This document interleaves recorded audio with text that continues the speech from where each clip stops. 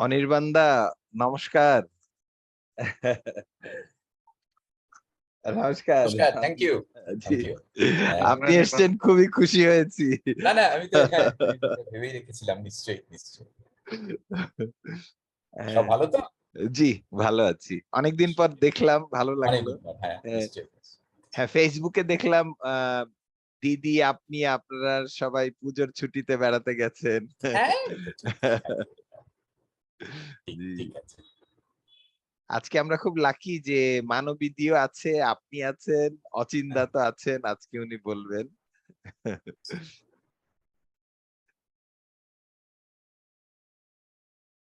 না, আমি খুব সম্মানিত বোধ করছি যে অনির্বাণ দা এবং মানবীতিও আছেন। না, এটা তো খুবই একটা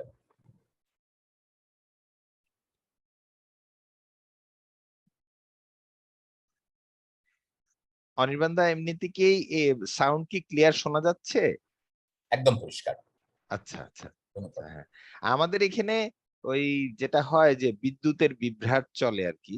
আহ, আহ, যেমন বিদ্যুৎ গেলে একেবারে 1 ঘন্টা পাক্কা বন্ধ থাকে। তো আহ আমাদের সংগঠনের আরেকটা ছেলে আছে, তাকে আমি বলেছি যে আমার এখানে বিদ্যুৎ চলে গেলে যেন কেউ চলে না যায়, মানে যেন চালিয়ে নেয়। সেটার কথা বলেছি আর কি।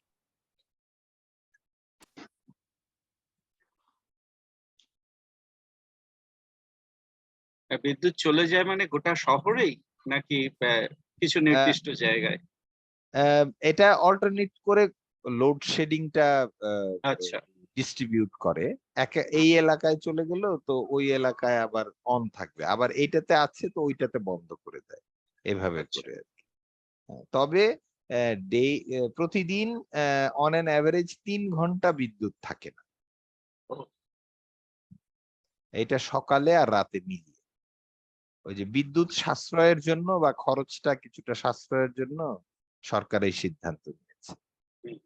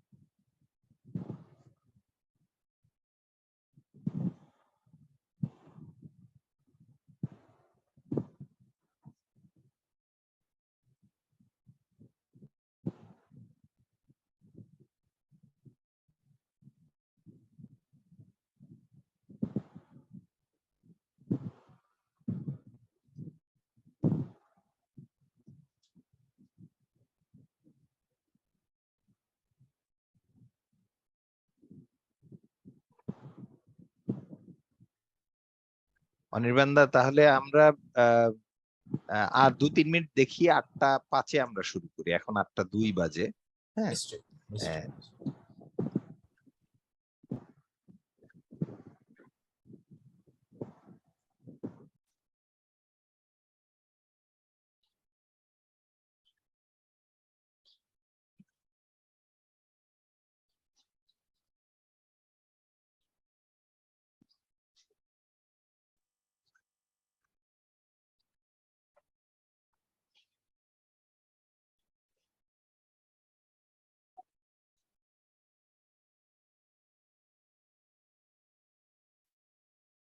অচিন্তা, আপনার এই লেকচারের যখন ইমেইল দিচ্ছি, তো হুম, আমাকে ডক্টর কামাল হোসেনের মেয়ে ইমেইল করেছেন।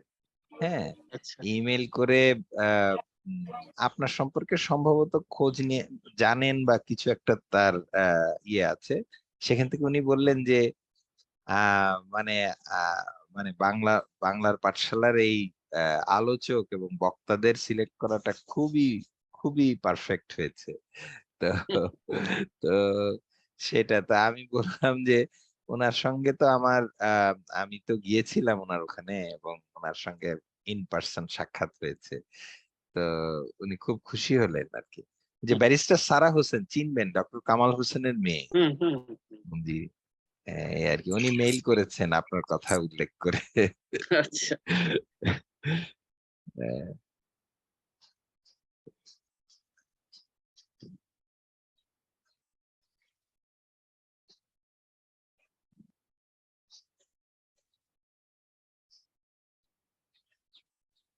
আমার মনে হয় যে আস্তে আস্তে আমরা আম, শুরু করে দেই।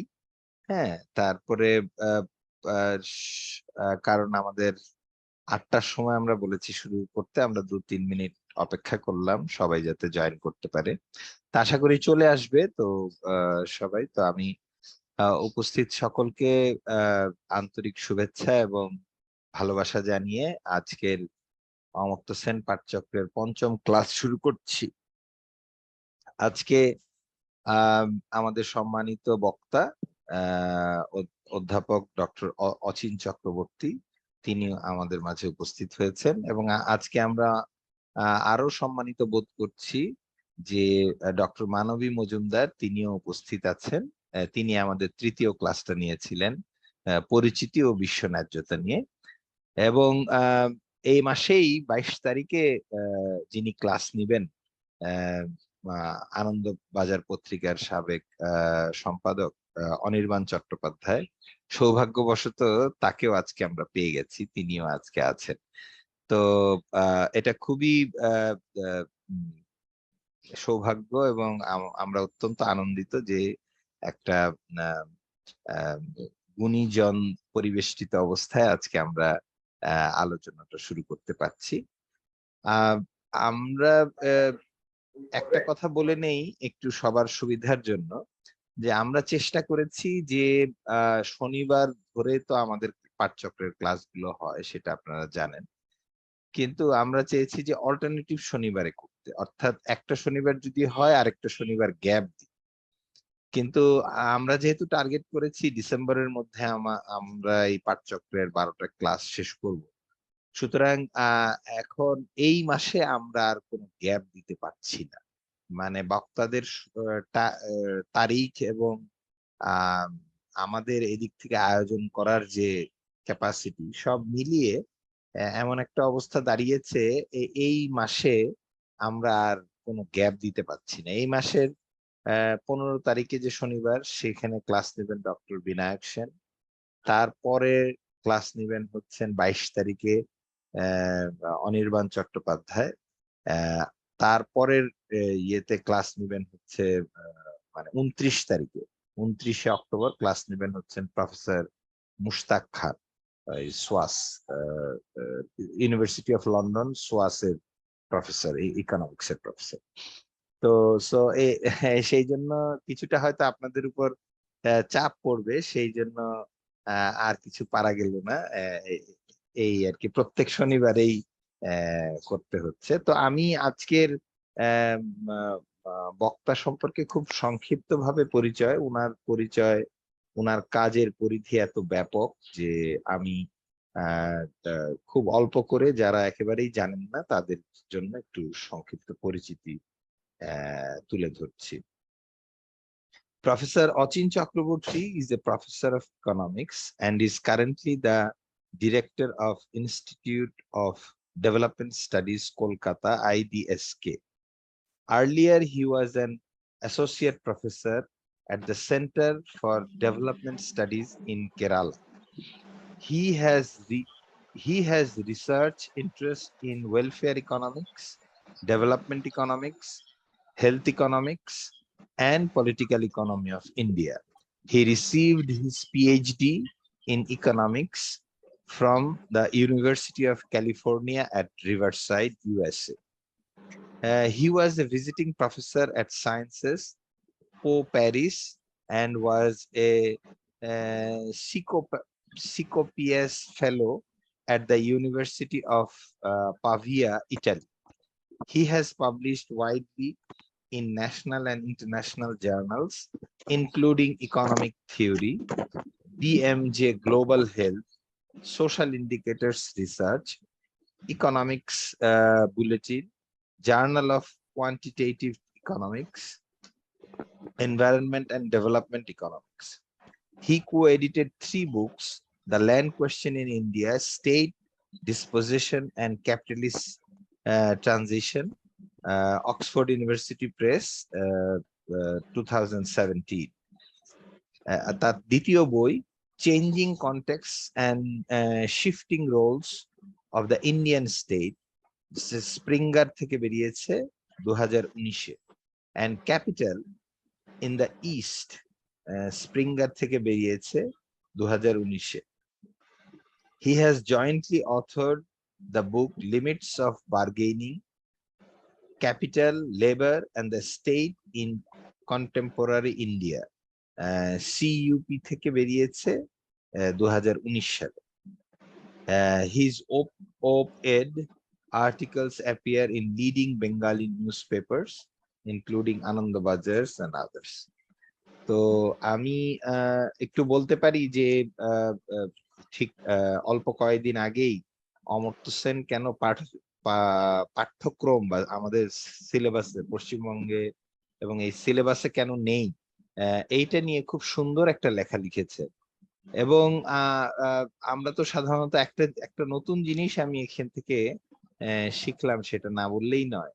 সেটা হচ্ছে যে আমরা সাধারণত লেখার সময় বা বলার সময় বলি আমি মনে করি বা আমরা মনে করি বা আমি এটা আমার মত, এটা এরকম করে নিজের মতকে অ্যাসার্ট করি। কিন্তু অমর্ত্য সেন কিন্তু এভাবে বলেন না। অমর্ত্য সেন বলেন এটা বলার যথেষ্ট যুক্তি আছে বা জোরালো যুক্তি আছে। এভাবে কেন বলে সেই জিনিসটা উনি খুব সুন্দর করে ব্যাখ্যা করেছেন, যে ব্যক্তির চেয়ে সেখানে যুক্তিকে বেশি জোর দেওয়া হয় এবং যুক্তিকে ঊর্ধ্বে তুলে ধরা হয়। তো এরকম অসংখ্য মণিমুক্তা, অসংখ্য নতুন নতুন দৃষ্টিকোণ আমরা তার লেখার মধ্যে পাই। ভ্যাকসিন রেশনালিটি নিয়ে উনি যে লেখাটা লিখেছেন আনন্দবাজারে, যে ভ্যাকসিন কেন বিনামূল্যেই দিলে বেশি ন্যায্য হবে, এই যুক্তিটা তো উনি ইকোনমিক আর্গুমেন্ট দিয়ে বুঝিয়ে দিয়েছেন। তো এরকম আরো অসংখ্য লেখা আছে। ওনার উন্নয়নের সত্য মিথ্যা বইটা আছে, আমি পড়ে খুব উপকৃত হয়েছে বিশেষভাবে। তো আমি আর কথা না বাড়িয়ে অধ্যাপক অচিন চক্রবর্তী কে অনুরোধ করছি তার আজকের আলোচনা শুরুর জন্য। অচিন দা। অনেক ধন্যবাদ রনি। আমি বাংলার পাঠশালার সংগঠকদের সবাইকে ধন্যবাদ জানাই, বিশেষত রনিকে যে আমাকে আমন্ত্রণের জন্য এবং সকলের সঙ্গে যুক্ত হওয়ার জন্য সুযোগ করে দেওয়ার জন্য। এটা যদিও রনি বারবার বলছিলেন যে ক্লাস নেবেন, কিন্তু এই ক্লাস নেওয়া ব্যাপারটা আমার একটু অস্বস্তি আছে। আমি ঠিক ক্লাস নিতে আসিনি। আমি অমর্ত্য সেনের বিভিন্ন লেখাপত্র পড়াশোনা করে যেটুকু যা বুঝতে পারি বা না বুঝতে পারি সেগুলো আপনাদের সঙ্গে ভাগাভাগি করে নেওয়ার জন্যই আজকে আলোচনাটার সূত্রপাত করছি। আমি প্রথম দিকে কিছুটা বলবো, তারপরে আপনাদেরও বক্তব্য আপনারা বলবেন এবং তারপর আমরা প্রশ্নোত্তর বা আপনাদের মন্তব্য সব মিলিয়ে আমরা এগোতে থাকবো। আজকের বিষয়টা হচ্ছে যে শিক্ষার গুরুত্ব, সেন্ট্রালিটি অফ এডুকেশন, এইভাবেই ভাবা হয়েছিল। প্রথম যখন এ বিষয়ে কথা হয়েছিল রনির সঙ্গে এবং অধ্যাপক সিদ্দিকুর ওসমানী, তিনি তার সঙ্গেও বাক্যালাপ হয়েছিল এ বিষয়ে, এবং তিনি এটা আমাকে সাজেস্ট করেছিলেন যে এ বিষয়ে বলার জন্য। তো তারপর থেকে আমি ভেবেছিলাম যে অমর্ত্য সেনের শিক্ষা বিষয়ে তো প্রচুর লেখা এদিক ওদিক আছে, কিন্তু আমরা তার সামাজিক চয়ন বা সোশ্যাল চয়েস বিষয়ে যে নির্দিষ্ট কতগুলি প্রবন্ধ পেয়ে থাকি যেগুলো একাডেমিক জার্নালে প্রকাশিত হয়েছে, যার ভিত্তিতে আমরা তার নির্দিষ্ট অবদানটাকে আমরা সেখান থেকে বুঝতে পারি যে কোন জায়গায় উনি কতটা ভাবে ইন্টারভিন করছেন। সেইটা শিক্ষার ক্ষেত্রে ওইভাবে কিন্তু আমি নির্দিষ্ট কয়েকটি প্রবন্ধ পড়েই বলতে পারবো না যে অমর্ত্য সেনের শিক্ষা বিষয়ে এই কথাগুলি খুব নির্দিষ্টভাবে বলা যায়। কিন্তু বিভিন্ন জায়গায় ওর বিভিন্ন লেখাতে ওর শিক্ষা বিষয়ে কতগুলো কথা কিন্তু কিছুটা ঘুরে ফিরে এসেছে, এবং যেগুলো থেকে আমরা কিছুটা আন্দাজ করতে পারি যে এইগুলি অমর্ত্য সেনের একদম মৌলিকত্ব বলতে পারি, যে এই কথাটি বারবার তিনি জোর দিয়ে বলার চেষ্টা করছেন যাতে আমরা এগুলো অনুধাবন করি এবং এগুলো নিয়ে ভাবতে শুরু করি বা ভাবতে থাকি।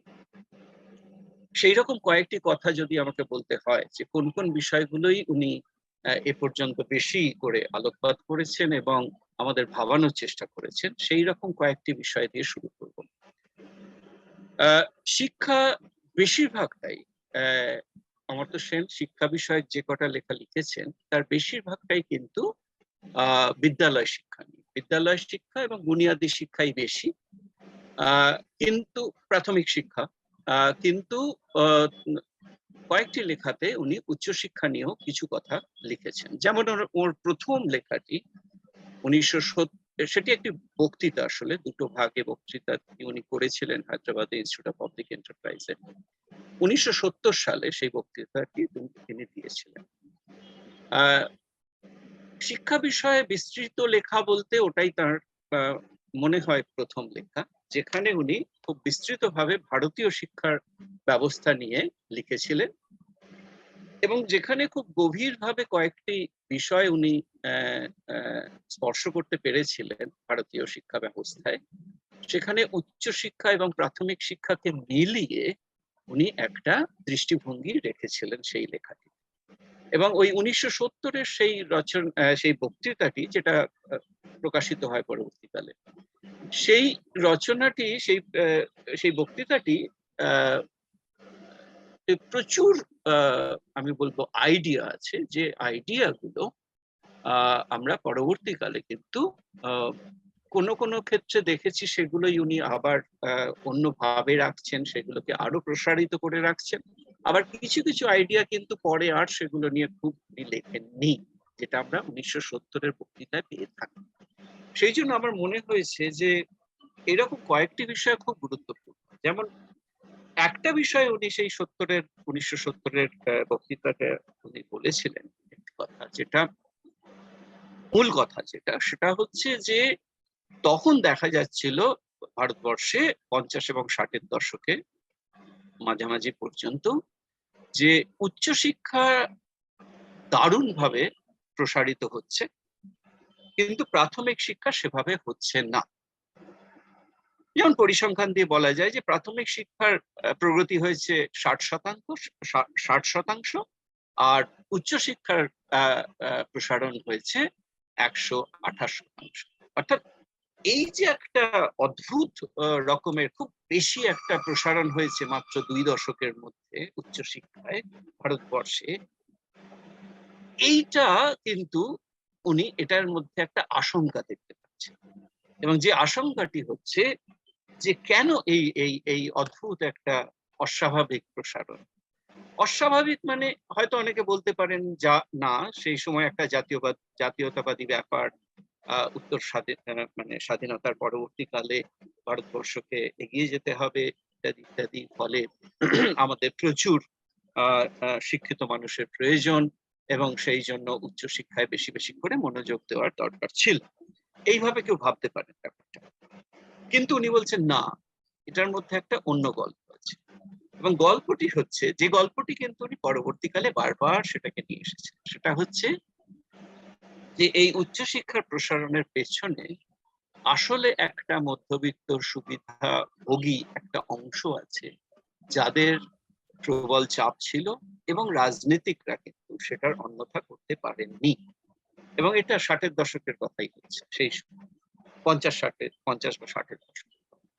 অর্থাৎ এখানে উনি যেটা বলতে চাইছেন যে শিক্ষায় বিনিয়োগটা রাষ্ট্র কিভাবে করবে সেটা কিন্তু কোনো নির্দিষ্ট নিয়ম মেনে, যেহেতু প্রাথমিকে আমাদের যাকে বলি আমরা রিটার্ন টু এডুকেশন বেশি, অতএব প্রাথমিকেই বেশি করা হবে এবং উচ্চ শিক্ষায় কম করা হবে ইত্যাদি ইত্যাদি, এই যেগুলো আমরা সাধারণত যুক্তির কথা বলে থাকি, বিশেষত শিক্ষার অর্থনীতিতে এই নিয়ে আলোচনা হয়ে থাকে, সেইগুলো ধরে এগোলে কিন্তু এর ব্যাখ্যা পাওয়া যাচ্ছে না। তাহলে ব্যাখ্যাটা আসছে কিন্তু পুরোপুরি একটা রাজনীতির থেকে, রাজনৈতিক অর্থনীতি বা সামাজিক রাজনৈতিক বলতে পারি। অর্থাৎ সামাজিক অর্থনৈতিক পরিকাঠামো বাইরে থেকে কিন্তু শিক্ষা বিষয়ে ভাবাটা মুশকিল আছে, এটা হচ্ছে ওনার প্রথম কথা। অর্থাৎ এখানে সামাজিক, অর্থনৈতিক এবং রাজনৈতিক এই যে বিভিন্ন গতি প্রকৃতি, সেটাকে বুঝেই আমাদের বুঝতে হবে যে কেন শিক্ষায় যেটা করা হয়েছে সেটা করা হয়েছে কেন। অর্থাৎ এখানে বিষয়টা হচ্ছে যে যেটাকে আমরা বলি একটা নরম্যাটিভ স্ট্যান্ডার্ড। নরম্যাটিভ স্ট্যান্ডার্ড যদি এরকম হয় যে আগে প্রাথমিক, তারপরে মাধ্যমিক, তারপরে উচ্চশিক্ষা, প্রথমে সর্বজনীনতা, শিক্ষার সর্বজনীনতা একদম প্রথমেই সেটাকে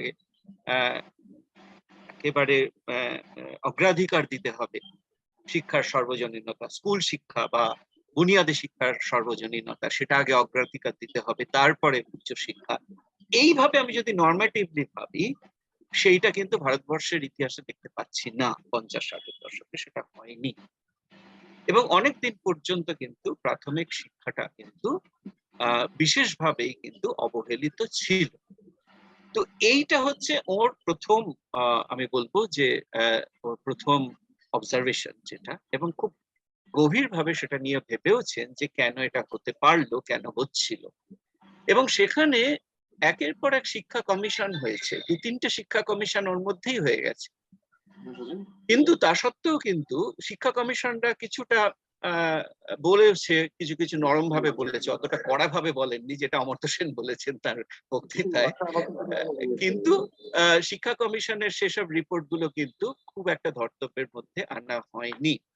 যেমন শিক্ষা কমিশন একটা খুব গুরুত্বপূর্ণ রিপোর্ট, যেটা 64-65 সালে, তখন তারা কিছুটা বলেছিলেন সম্ভবত উচ্চশিক্ষায় কিন্তু অতটা জোর না দিয়ে উচ্চশিক্ষায় বিনিয়োগ একটু কমিয়ে দিয়ে প্রাথমিক শিক্ষায় জোর দেওয়াটা উচিত ইত্যাদি ইত্যাদি তারা বলেছিলেন।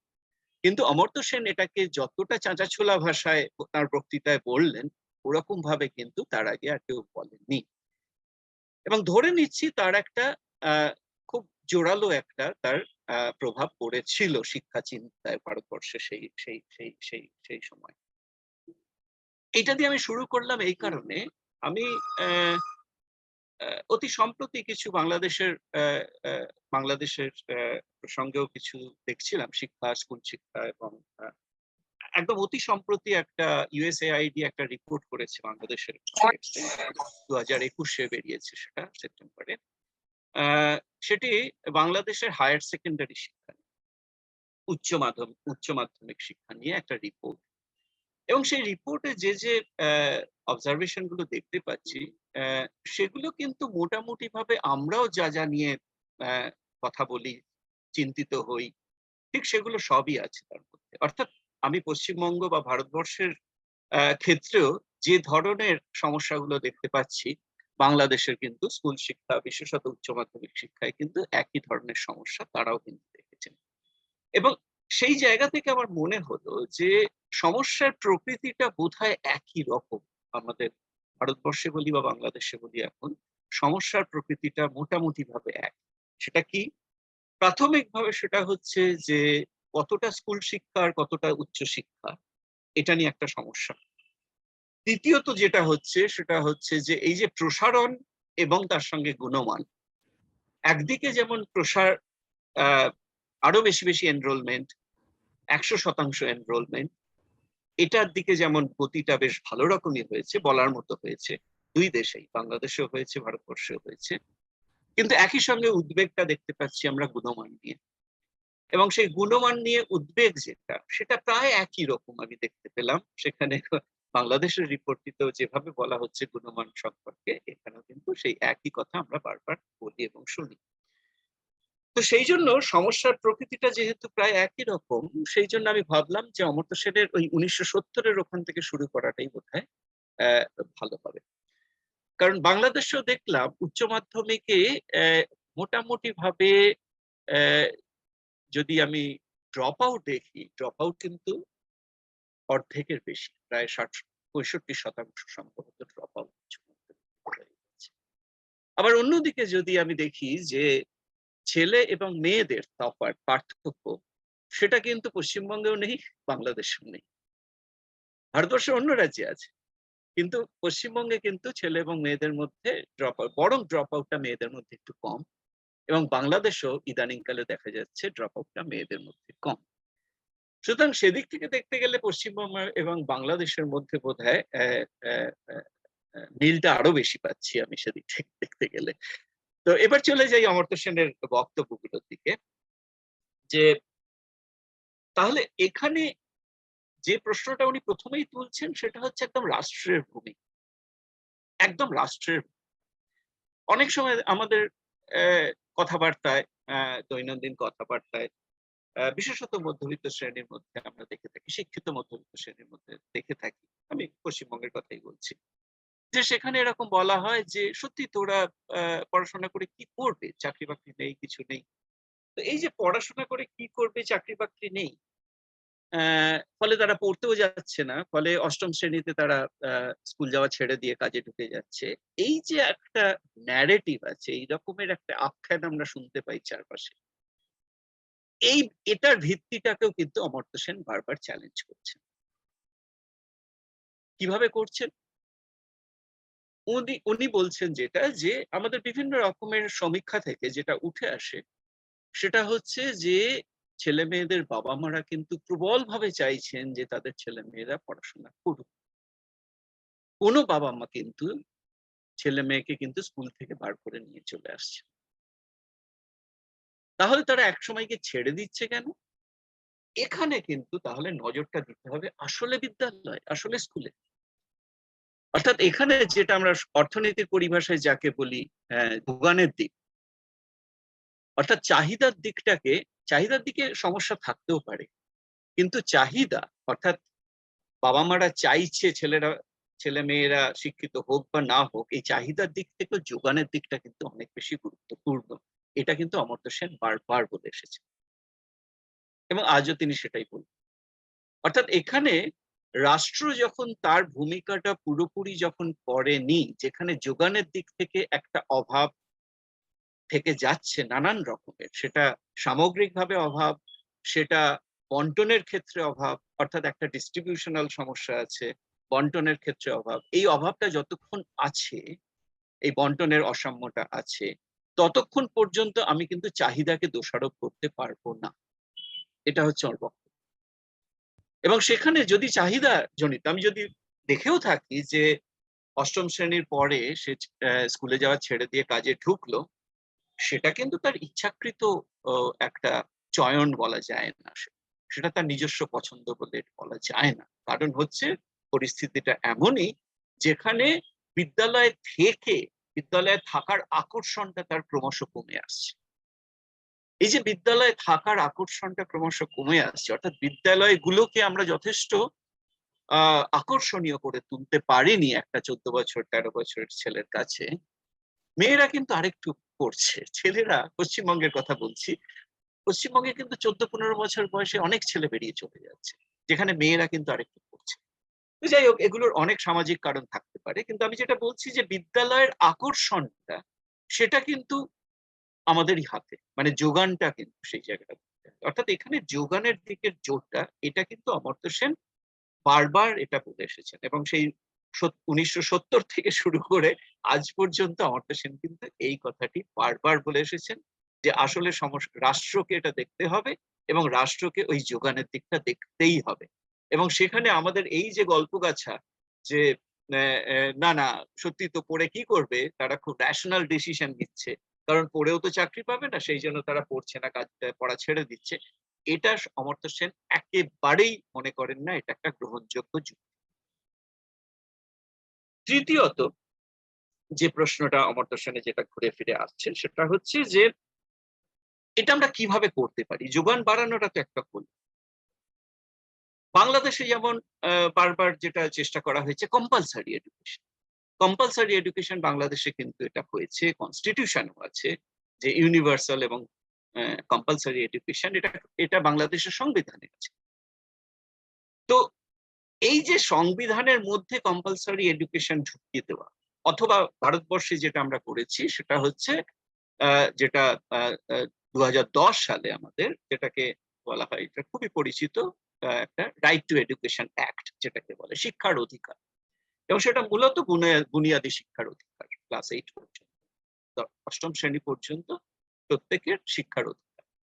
তো শিক্ষার অধিকার যে লেজিসলেশন, অথবা বাংলাদেশে যে সংবিধানেই বলা আছে কম্পালসারি এলিমেন্টারি এডুকেশন, এইগুলো কি সব, মানে এগুলো করে দিলেই সব হয়ে গেল?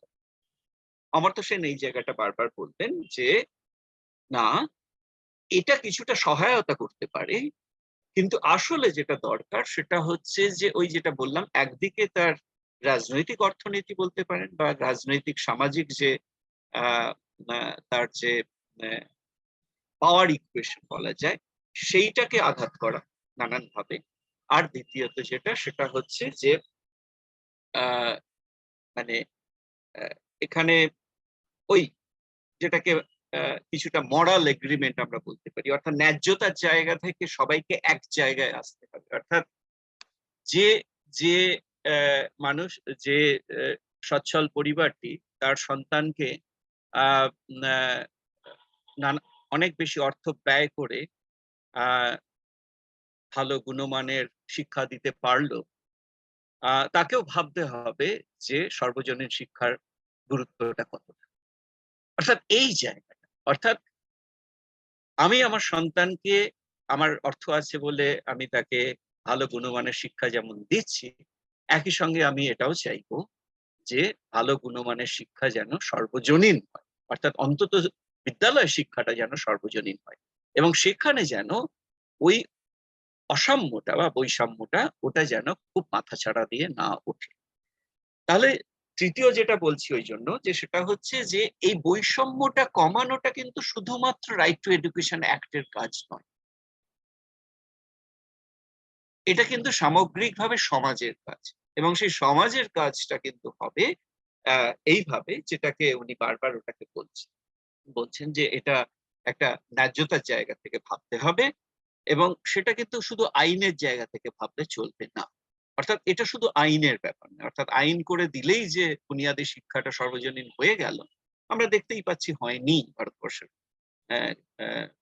ক্ষেত্রেও দেখতে পাচ্ছি যে 2010 সালে আইন পাস হয়েছে বটে, কিন্তু এখনো পর্যন্ত কিন্তু আমরা দেখছি যে 14 বছর বয়সে কিন্তু স্কুল ছুট হওয়ার প্রবণতা একদম শূন্য হয়ে যায়নি। তো তাহলে তাহলে এই যে মানে আইন দিয়ে কিন্তু এটা করার নয়, যতক্ষণ না পর্যন্ত আমরা ওই যেটা একটা মরাল গ্রাউন্ডে যেতে পাচ্ছি, যেখানে একটা যেটা সমাজের সবাই ভাবছে যে না, সর্বজনীনতাটা আসলে দরকার, সবাইকেই করতে, মানে সেটা সবাইকে চেষ্টা করতে হবে সেই সর্বজনীনতায়। এরপরে চতুর্থ যে ওর যে মূল কথা যেগুলো আমি বলছি শিক্ষা বিষয়ে, যেটা আমরা পাই ওনার লেখাপত্র থেকে, সেটা হচ্ছে যে একটা গণতান্ত্রিক পদ্ধতির, একটা গণতান্ত্রিক ব্যবস্থার মধ্যে কিভাবে শিক্ষাকে একটা রাজনৈতিক বিষয় করে তোলা যেতে পারে। সেই জন্য দেখুন ওনার প্রথম যে 1996 এর যে বইয়ের, সেখানেই কিন্তু চ্যাপ্টারটার নাম ছিল, সেই বইটা India economic development and social opportunity. সেই বইয়ের চ্যাপ্টারটারও নাম ছিল আমার মনে হয় basic education as a political issue. তারপরে 2013-তে এসে অ্যান আনসার্টেন গ্লোরি বইতেও যে এডুকেশনের চ্যাপ্টারটা, সেটাই উনি লিখছেন যে দ্য সেন্ট্রালিটি অফ এডুকেশন। অর্থাৎ এই যে পলিটিক্যাল ইস্যু, এটা কিন্তু উনি বারবার তখন থেকেই বলে আসছেন যে basic education is a political issue. এবার এই পলিটিক্যাল ইস্যু ব্যাপারটা কি রকম, সেটা আমরা ভারতবর্ষের প্রসঙ্গে কিন্তু ভারতবর্ষের পরীক্ষাতেই বারবার কিন্তু এটা ভাবার চেষ্টা করছি, এবং আমরা যারা এই নিয়ে ভাবনা চিন্তা করেছি, আলোচনার মধ্যে যোগ দিয়েছি, বারবার কিন্তু এই রাজনৈতিক বিষয় হয়ে ওঠাটা কিভাবে হতে পারে শিক্ষা, এই নিয়ে কিন্তু প্রচুর ভেবেছি, কিন্তু সত্যি কোনো উত্তর পাইনি। আবার যদি আমি সত্যি যাকে বলে রিয়েল পলিটিক্স, সেটা যদি দেখি ভারতবর্ষের বিভিন্ন রাজ্যে বিভিন্ন রকম, এবং কিছু কিছু রাজ্যের ক্ষেত্রে কিন্তু একেবারে নেই তা নয়, দেখতেও পাচ্ছি একটু একটু করে। এক সময় কেরালার কথা বলা হতো, ইদানিং কালে আমরা দেখতে পাচ্ছি যে দিল্লি সরকারের সেখানে আম আদমি পার্টি, তারা যে শিক্ষা, স্কুল শিক্ষা নিয়ে যা যা করেছে, পুরোপুরি যোগানমুখী, বেশিরভাগটাই যোগানমুখী একেবারে। অর্থাৎ সরকারি স্কুলগুলোকে ভীষণ ভাবে সেগুলোকে একদম মানে অত্যন্ত এমন গুণমান সেখানে বাড়িয়ে তোলা হয়েছে, যেটা একেবারে বেসরকারি স্কুলের সঙ্গে প্রতিযোগিতায় আসতে পারে এরকম। এবং সেইটা করে দিল্লিতে কিন্তু তারা সরকারি স্কুলের কিন্তু একটা দারুণ সুনাম হয়েছে দিল্লিতে, এবং সেটা কিন্তু তারা নির্বাচনের সময়ও কিন্তু তারা সেটা কাজে লাগাচ্ছে। অর্থাৎ সরকারি স্কুলের উন্নয়নটাকে তারা একটা নির্বাচনী বিষয় করে তুলতে পেরেছে দিল্লির সরকারের যে পার্টি আছে।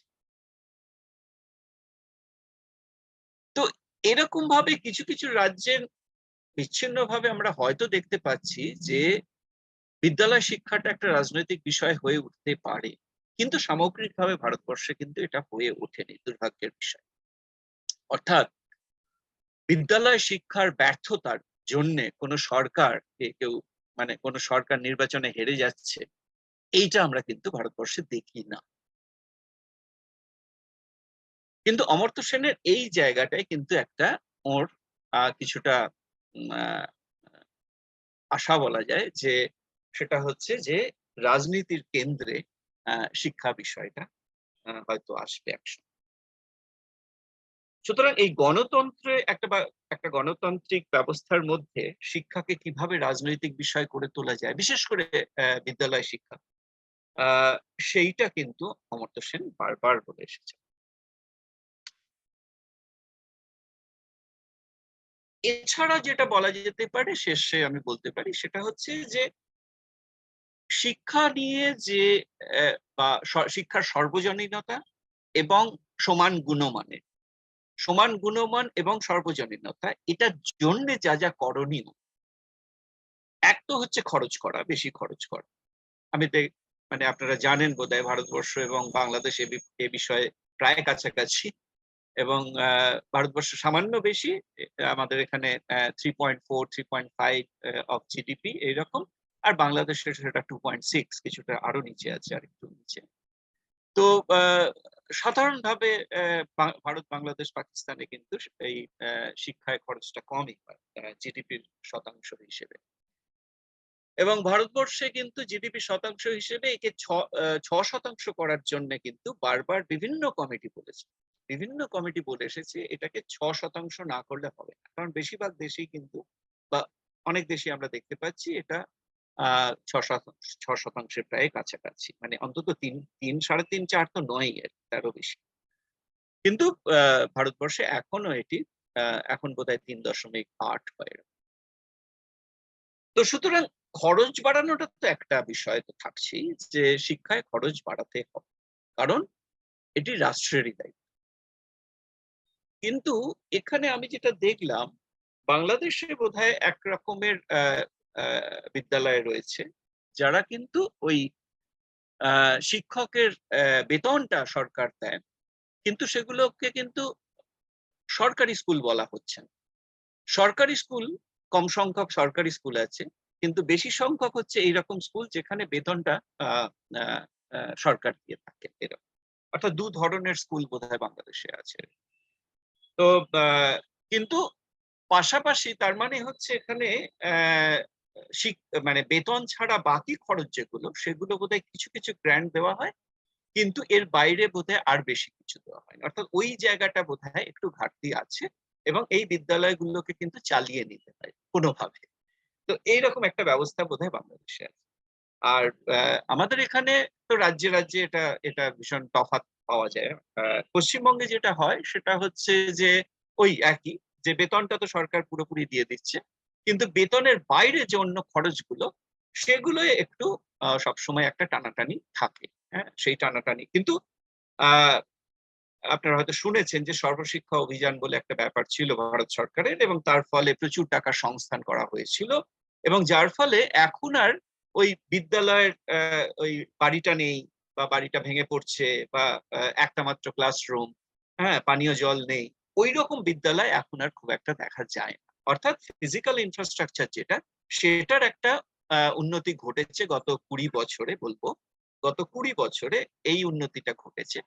কিন্তু যেটা যেটা এখনো আমাদের পীড়া দিচ্ছে সেটা হচ্ছে যে শিক্ষকদের সংখ্যা এবং শিক্ষকদের বন্টন বিদ্যালয়ে, এটা একটা অসম্ভব একটা রাজনৈতিক চেহারা নেয়, যার ফলে হচ্ছে যে দূরবর্তী গ্রামে যে বিদ্যালয়গুলি আছে সেখানে কিন্তু শিক্ষকের সংখ্যা কম থাকে, এবং শহরাঞ্চলে অনেকেই তারা ট্রান্সফার নিয়ে চলে আসছেন, ইত্যাদি ইত্যাদি নানান রকম হচ্ছে, ফলে শিক্ষকদের বন্টনের একটা বড় সমস্যা হয়ে যাচ্ছে। অমর্ত্য সেন যেটা আহ পরের লেখাগুলোতে যেগুলো বারবার বলেছেন, যে সেখানে শিক্ষকদের নিয়ে একটা জিনিস যেটা উনি বারবার বলেছেন সেটা হচ্ছে যে এই এটা বোধহয় সম্ভবত গত 1 দশকে উনি এর মধ্যে বলেছেন, সেটা হচ্ছে অ্যাকাউন্টেবিলিটির প্রশ্নটা নিয়ে এসেছেন, এবং অ্যাকাউন্টেবিলিটির প্রশ্নটা নিয়ে এসেছেন 70-এর লেখাতে আমরা পাচ্ছি যে শিক্ষকদের মাইনে খুব বেশি ছিল না, তখন খুবই সামান্য ছিল, ফলে শিক্ষকদের মাইনে বাড়ানোর প্রয়োজনীয়তাটা আছে, সেটা বলেছিলেন উনি।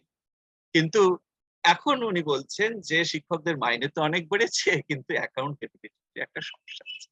অর্থাৎ এটা সাধারণভাবে বলতে গেলে শুধু বিদ্যালয় না, পাবলিক সেক্টর অ্যাকাউন্টেবিলিটি, এইটা নিয়ে কিন্তু ওর অ্যান আনসার্টেন গ্লোরিতে জর্জ এবং অমর্ত্য সেনের যে বইটি 2013-14, ওতে কিন্তু একটা আলাদা চ্যাপ্টারই আছে পুরোপুরি অ্যাকাউন্টেবিলিটি, মানে শিক্ষা নিয়ে যেমন চ্যাপ্টার আছে, আবার অ্যাকাউন্টেবিলিটি একটা চ্যাপ্টার আছে। সেখানে সাধারণভাবে উনি পাবলিক সেক্টরের অ্যাকাউন্টেবিলিটি নিয়ে অনেক কথা বলেছেন, আমি সেগুলোর বিস্তৃত ইয়েতে আর যাচ্ছি না। আরেকটি যেটা উনি স্কুল শিক্ষা সম্পর্কে যেটা খুব প্যাশনেটলি বিভিন্ন সময় বলে এসেছেন, সেটা হচ্ছে ওই মিড ডে মিল নিয়ে, এবং মিড ডে মিলের ব্যাপারটা নিয়ে আমাদের এখানে অনর্থক বেশ কিছু বিতর্ক চলেছে, এবং সেখানে একটা বিতর্ক এরকম ছিল যে সেটা হচ্ছে যে বিদ্যালয়ে যদি এইরকম ভাবে মিড ডে মিলের ব্যবস্থা করা হয় তাহলে শিক্ষার কি হবে। তো এইটা আমি ওর একটা লেখা থেকে আমি কয়েক লাইন পড়ে শোনাচ্ছি। এই বইটি হচ্ছে, ওর একটি বই আছে, আমি একটা জিনিস মিস করে গেছি, সেটা হচ্ছে যে লেখাগুলি আমি বলেছিলাম তার বাইরে একটা লেখা থেকে গেছে যেটা অবশ্য পাঠ্য, সেটা হচ্ছে যে the country of first boys, first বয়দের দেশ বলে তার অনুবাদও হয়েছে, এবং সেইটা অবশ্য পাঠ্য, সেটা সবাইকে পড়তে হবে। তো ওই first the country of first boys, এইটা কিন্তু একটা দারুণ লেখা, এবং সেই লেখার এই ওই ওই ওই সংকলনটিতে আরেকটি লেখা আছে, সেই লেখা থেকে আমি একটু পড়ছি। অনেকে যুক্তি দেন স্কুলের কাজ পড়ানো, খাওয়ানো নয়, এবং রান্নার তদারকি করা শিক্ষকদের কাজ নয়। তারা শিশুদের জীবনের ছবিটিকে কৃত্রিম উপায়ে খণ্ডিত করে দেখেন। বস্তুত নিয়মিত মিড ডে মিলের ব্যবস্থা শুধু শিশুদের হাজিরার ক্ষেত্রেই ইতিবাচক নয়, তা শিক্ষকদের হাজিরার হারে উন্নতি ঘটাতে পারে।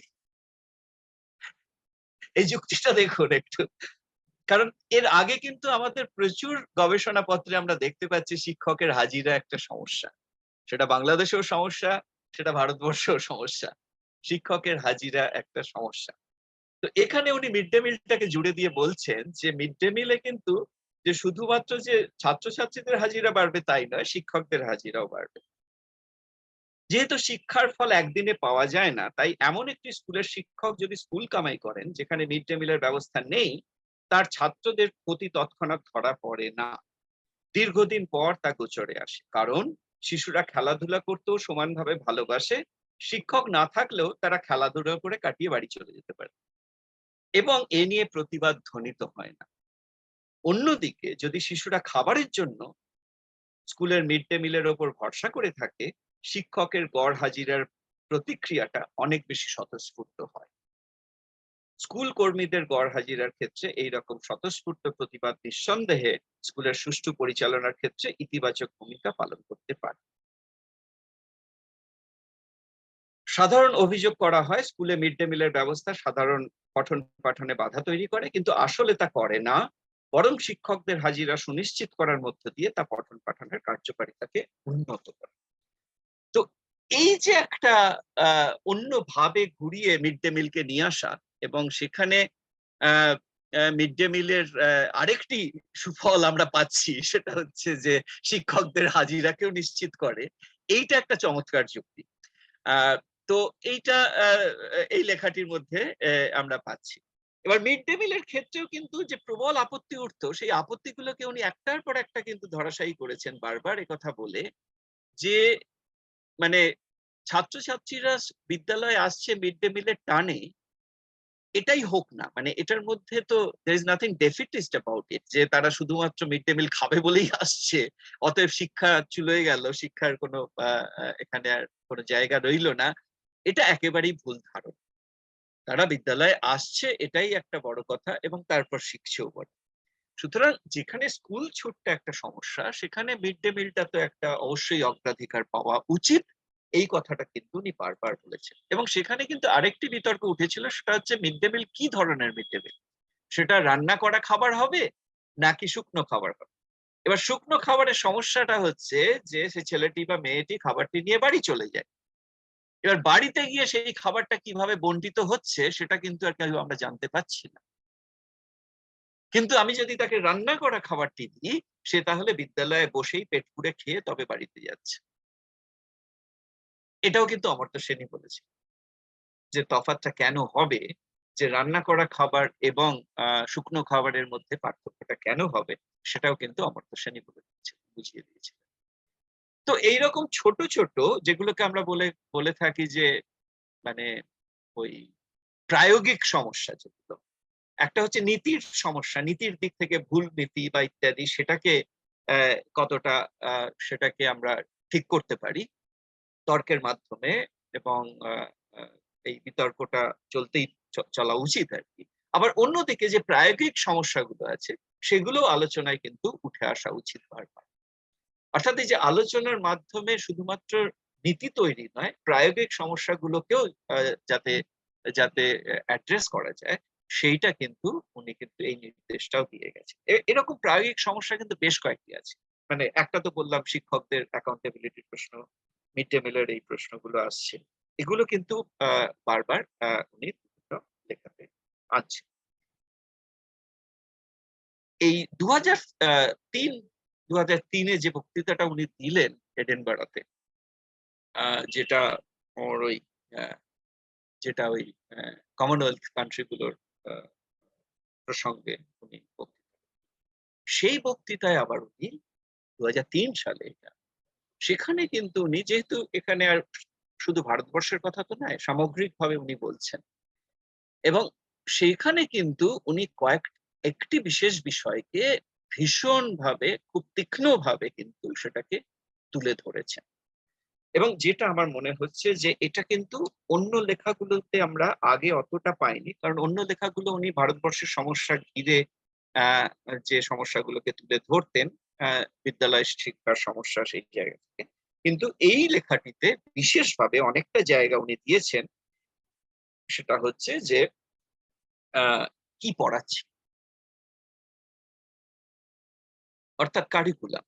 এবং সেখানে একটা উদ্বেগের কথা উনি বলেছেন, এটা শুধু ভারত বা বাংলাদেশের কথা নয়, সেটা হচ্ছে বিভিন্ন জায়গায়, এমনকি ইউকেতে, যুক্তরাজ্য, সেখানেও কিন্তু রাজনৈতিক টানাপোড়েনের ফলে যেটা হচ্ছে, সেটা হচ্ছে যাকে বলে ফেথ বেসড স্কুল। সেটা অর্থাৎ খ্রিস্টানদের যদি স্কুল থাকে, তাহলে হিন্দুদের স্কুল থাকবে, শিখদের স্কুল থাকবে, মুসলমানদের স্কুল থাকবে। এই যে একটা ধারণা, রাজনৈতিক ধারণা, এর ফলে হচ্ছে কি প্রচুর ফেথ বেসড স্কুল বেড়ে যাচ্ছে।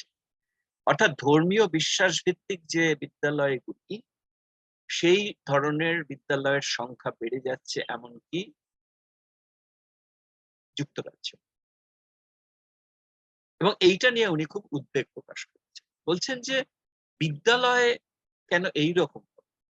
বিদ্যালয়ে তো আমরা শিখবো, এমনকি যে ছাত্রটি বা ছাত্রীটি আরব দেশের, সে কেন এটা শিখবে না যে অ্যালগরিদম কথাটা আসলে এসেছিল একজন আরব গণিতজ্ঞ থেকে।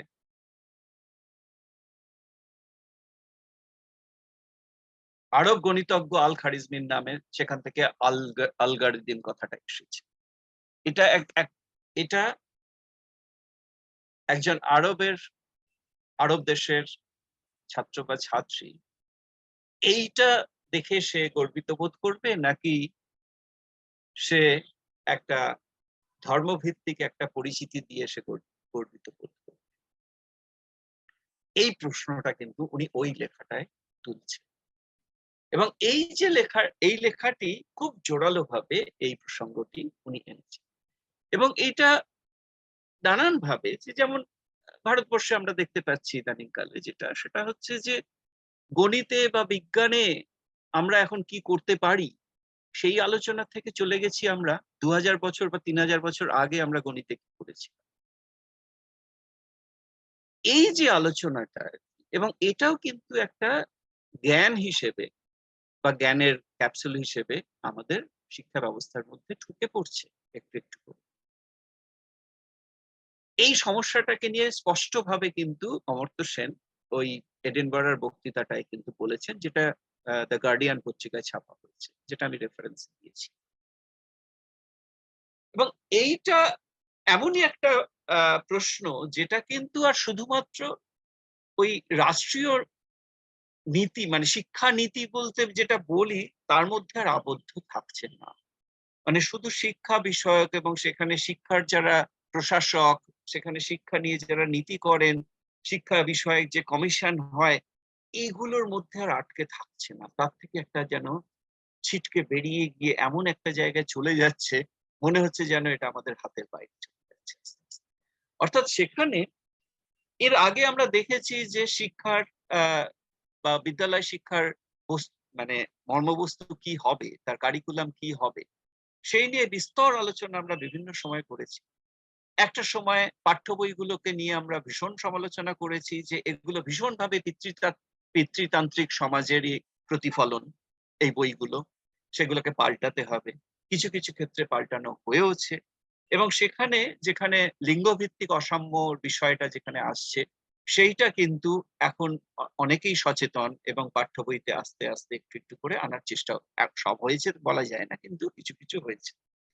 অর্থাৎ এই যে নানান রকমের যে সামাজিক বৈষম্যগুলো ছিল, সেগুলো কিন্তু আমাদের পাঠ্যক্রমে কিভাবে রয়ে যাচ্ছিল, সেইগুলো নিয়ে কিন্তু আবার কাটাছেঁড়া, সেগুলো নিয়ে সমালোচনা হয়েছে। কিন্তু এখন যে আবার উল্টো মুখে যে আরেক রকম ভাবে হাঁটতে শুরু করেছি, এইটা কিন্তু আস্তে আস্তে আমাদের কিছুটা দিশেহারা করে দিচ্ছে। এবং এই সমস্যাটা বোধহয় অমর্ত্য সেনকে অনেক বেশি ভাবাচ্ছে ইদানিং কালে, যার ফলে উনি বেশ কয়েকবারই এই কথাগুলো বারবার নিয়ে আসছেন। তো আমি জানি না, অনেকটা সময় বোধহয় আমি বলে ফেলেছি। তো আমি আরেকটু দু একটি কথা বলে শেষ করব। তাহলে আমি যদি একটু এটাকে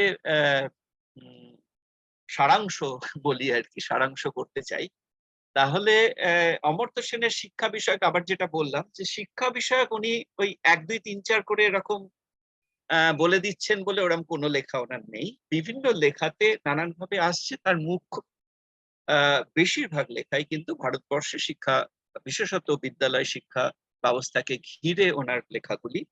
এবং সেখানে একটা বড় সমস্যা, যেটা আমি বললাম, যে একদিকে হচ্ছে যে রাষ্ট্রের কতগুলো সমস্যা আছে, সেখানে বাজেট অ্যালোকেশন থেকে শুরু করে প্রশাসনিক সমস্যা। অন্যদিকে সেটা হচ্ছে সামাজিক কতগুলো সমস্যা আছে, সেটা হচ্ছে একদম শ্রেণীভিত্তিক কতগুলো আমাদের দৃষ্টিভঙ্গির ব্যাপার আছে, যে দৃষ্টিভঙ্গিগুলো কিন্তু অনেকটা আটকে দিচ্ছে আমাদের ওই অসাম্যগুলো, বৈষম্যগুলো দূর করার ক্ষেত্রে। অর্থাৎ শিক্ষাটা কিন্তু এখনো বৈষম্যমূলক রয়ে যাচ্ছে। একটা উদাহরণ যেটা নিয়ে অমর্ত্য সেন বলেছে, সেটা হচ্ছে আমাদের এখানে পশ্চিমবঙ্গে বিশেষত, ভারতবর্ষের মধ্যে পশ্চিমবঙ্গে এই সমস্যাটা আরো বেশি গভীর। সেটা হচ্ছে যে প্রাইভেট টিউশন। এই যে প্রাইভেট টিউশনের ব্যাপারটা, সে বিদ্যালয়ে এনরোলড, সেখানে স্কুলে যায়, কিন্তু প্রাইভেট টিউশন ছাড়া তার পড়াটা সম্পূর্ণ হবে না। এইটা প্রায় ৮০% ছেলে মেয়ের বাবা মারা মনে করছেন, অভিভাবকরা মনে করছেন। ৮০% ছাড়িয়ে গেছে। এই যে এত, এই যে একটা উদ্বেগ যে প্রাইভেট টিউশন ছাড়া পড়াশোনা হবে না, তাহলে বিদ্যালয়ের ভূমিকাটা এখানে কি থাকবে? এটা প্রশ্ন আছে। কিন্তু তার থেকেও বড় প্রশ্ন হচ্ছে যে এই প্রাইভেট টিউশন কিন্তু আসলে একটা গভীর বৈষম্যের জন্ম দিচ্ছে। এডুকেশন নিয়ে যত তত্ত্ব কথা আছে, শিক্ষা নিয়ে যত তত্ত্ব কথা আছে, সেই তত্ত্বগুলো কিন্তু সব কিন্তু ঘুরে ফিরে কিন্তু বৈষম্যে যায়। অর্থাৎ শিক্ষা আসলে বৈষম্যটা কমায়। সর্বজনীন শিক্ষা আসলে বৈষম্য কম। এটাই আমরা জেনে এসেছি পড়ার পর। যেকোনো তত্ত্বের মধ্যেই কিন্তু ওইটাই আছে যে সর্বজনীন শিক্ষা সমান গুণমানের হলে সেটা বৈষম্য কমায়, অর্থনৈতিক বৈষম্য কমায় এবং সেখান থেকে সামাজিক বৈষম্য কমায়। কিন্তু এখানে দেখছি এমন একটা ব্যবস্থা আমরা করে ফেলেছি যেখানে এই প্রাইভেট টিউশনের পথে কিন্তু বৈষম্যটা কমার বদলে বেড়ে যাচ্ছে। কেন হচ্ছে না, যারা বেশি অর্থ দিয়ে প্রাইভেট টিউটর রাখতে পারছে তারা বেশি গুণমানের শিক্ষা পেয়ে যাচ্ছে, বাকিরা পাচ্ছে। অর্থাৎ এখানে কিন্তু ওই যে গ্যাপ একটা সবসময় বলা হয় শিক্ষার ক্ষেত্রে, ব্রিজিং দ্য গ্যাপ, সেখানে জেন্ডার গ্যাপ আসে, সেখানে সোশ্যাল গ্যাপ আসে, কিন্তু এই ব্রিজিং দ্য গ্যাপটা কিন্তু সেটা কিন্তু অধরা থেকে যাচ্ছে। শুধু অধরা থেকে যাচ্ছে না, সেখান থেকে আরো দূরে সরে যাচ্ছে আমরা। অর্থাৎ এখানে গ্যাপটা কিন্তু কমার বদলে বেড়েই যাচ্ছে। তো এই যে সমস্যাটা, এটা কিন্তু আমরা অমর্ত্য সেনের থেকেই শিখছি। অমর্ত্য সেন বারবার কিন্তু এই অসাম্যের কথাটা কিন্তু বারবার তুলে ধরেছেন। যত রকমের যাকে বলে হিডন, এই গুপ্ত নানান রকমের অসাম্য প্রবণতা, সেগুলো কিন্তু অমর্ত্য সেনের লেখাতেই কিন্তু উঠে আসে বারবার। যে নানান ধরনের যে অসাম্য প্রবণতা, গুপ্ত কিছুটা আমাদের চোখের সামনে ঘটে না কিন্তু আসলে হচ্ছে, সেইগুলো কিন্তু অমর্ত্য সেনই বারবার তুলে আনছে। এই শিক্ষা প্রসঙ্গে যেভাবে উনি মানে অসাম্যের ব্যাপারটা বারবার নিয়ে আসেন, আমি বলবো যে সেন্ট্রালিটি অফ এডুকেশন, সেটাকে যদি আমি দেখতে চাই, তাহলে আমি বলবো যে the central idea in education সেটা হচ্ছে ওই ইকুইটি, অমর্ত্য সেনের। এবং ওটা ছাড়া কিন্তু এডুকেশনের মানে, আমি যদি ওই ইকুইটিটা যদি আছি এখানে, ওই ফার্স্ট বয়দের দেশে যেটা the country of first boys, ওই লেখাটা চমৎকার। এবং সেখানে বলা হচ্ছে যেটা যে কথাটা এইরকম আর কি, যে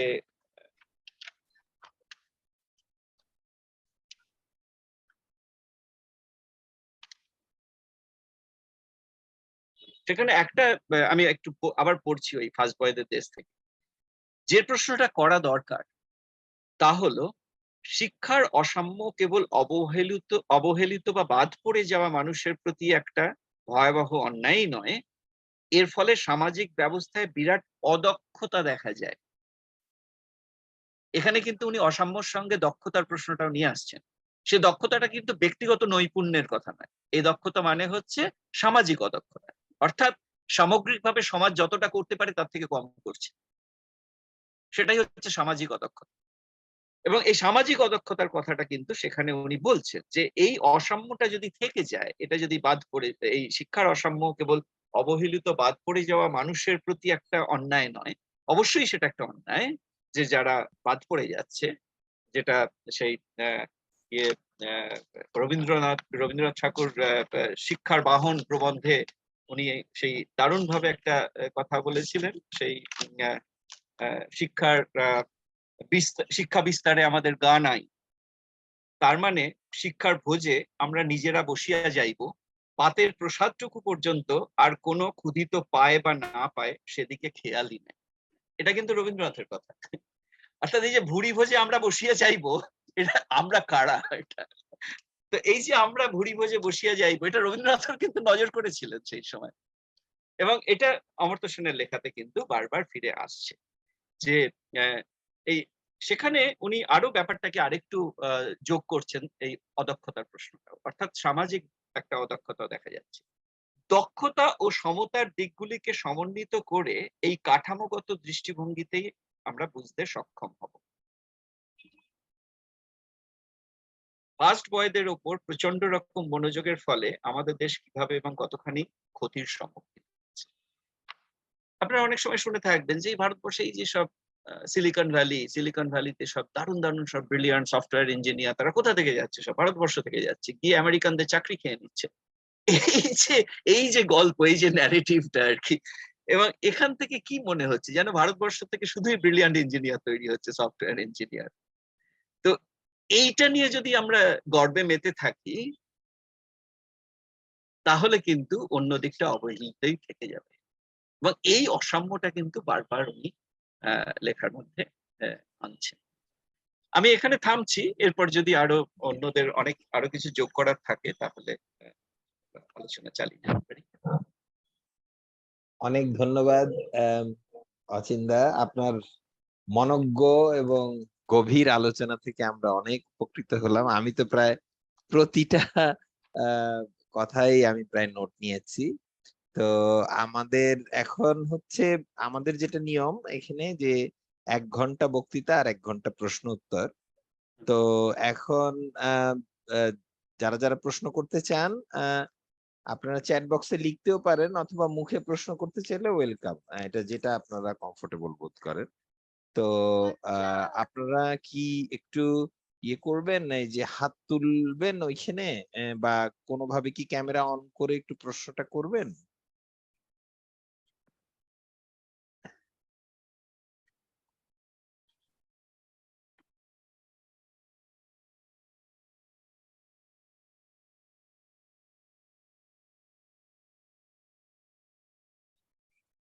কারো কোনো প্রশ্ন নেই? আমার কিন্তু প্রশ্ন আছে। বলুন। আচ্ছা, আমার কাছে তো খুবই চমৎকার আলোচনা। আমি শুধু দুই একটা জিনিসের কথা বলি যে আহ, আমাদের শিক্ষার কন্টেন্ট নিয়ে, হ্যাঁ, স্যার যেটা আলোচনা করেছেন সেখানে আমরা যেটা দেখতে পাচ্ছি ইদানিং, যে সেটা হচ্ছে যে এক ধরনের আমাদের আহ, আহ, মানে ধরেন আমাদের উচ্চশিক্ষায় যেমন বিবিএ এমবিএ বা এগুলোতে দেখা যাচ্ছে যে আমাদের জাতীয় সংস্কৃতি যেটা, আমাদের ন্যাশনাল কালচার যেটা, সেটাকে প্রচন্ড অবমূল্যায়িত করা হচ্ছে এবং সেটার কোনো উল্লেখই নেই। ফলে যেটা হচ্ছে যে একটা মানে আমাদের কথার কথা আমি যদি কম্পেয়ার করি, একটা আমাদের ঢাকা ইউনিভার্সিটির কথা যদি কথা বলি, যে একটা আর্টস ফ্যাকাল্টির একটা ছেলে বা মেয়ে, তার সাথে কথা বলে দেখুন, আর একটা যদি বিজনেস ফ্যাকাল্টি মানে ইউনিটের ছেলে মেয়ে যে বিবিএ এমবিএ করে আসছে, তার মানে সম্পূর্ণ মনে হয় দুইটা আলাদা দেশের মানুষ। তো এটা এইটা একটা যে আহ, আহ, যেসব এখন যেগুলো বাজারে চলছে, যেগুলোতে ডিমান্ড আছে বা চাকরি বা ইত্যাদি ভাবা হয় আসলে কি, সেটা অন্য আলোচনা। কিন্তু যেটাতে ছেলে মেয়েরা খুব তাড়াতাড়ি চাকরি পেয়ে যাবেন সেগুলোর দিকেই তো ঝোঁক থাকে বেশি। তো সুতরাং সেইগুলোতে কিন্তু সিলেবাসে কিন্তু বাংলাদেশ হিস্ট্রি, বাংলাদেশের যে ইতিহাস বা বাংলাদেশের যে বিষয়টা, সেগুলো কিন্তু পুরোপুরি উপেক্ষিত। তো এইটা একটা আমার একটা মানে বিরাট প্রশ্ন, যে শিক্ষা কি তাহলে যেখানে আমাকে আমার দেশ এবং আমার কালচারের সঙ্গে আমাকে যুক্ত করবে, আমাকে ডিএলিয়েনেট করবে, সেখানে সে আমাকে কিন্তু অ্যালিয়েনেশন তৈরি করছে। আরেকটা সামাজিক দক্ষতার মধ্যে আরেকটা জিনিস যেটা যেটা আমি বলি যে আমি কোনো ইউনিভার্সিটির নাম নিচ্ছি না এখন, আমি নিজে এটার ভিকটিম হয়েছি, সেটা বলি। ধরেন আহ যে কোনো ভাবেই হোক যে কথার কথা যে লন্ডন স্কুল অফ ইকোনমিক্স বা বাইরের কোন একটা দেশের সিলেবাস সরাসরি ডাউনলোড করে এখানে পাঠ্যসূচিতে ইনক্লুড করা হচ্ছে।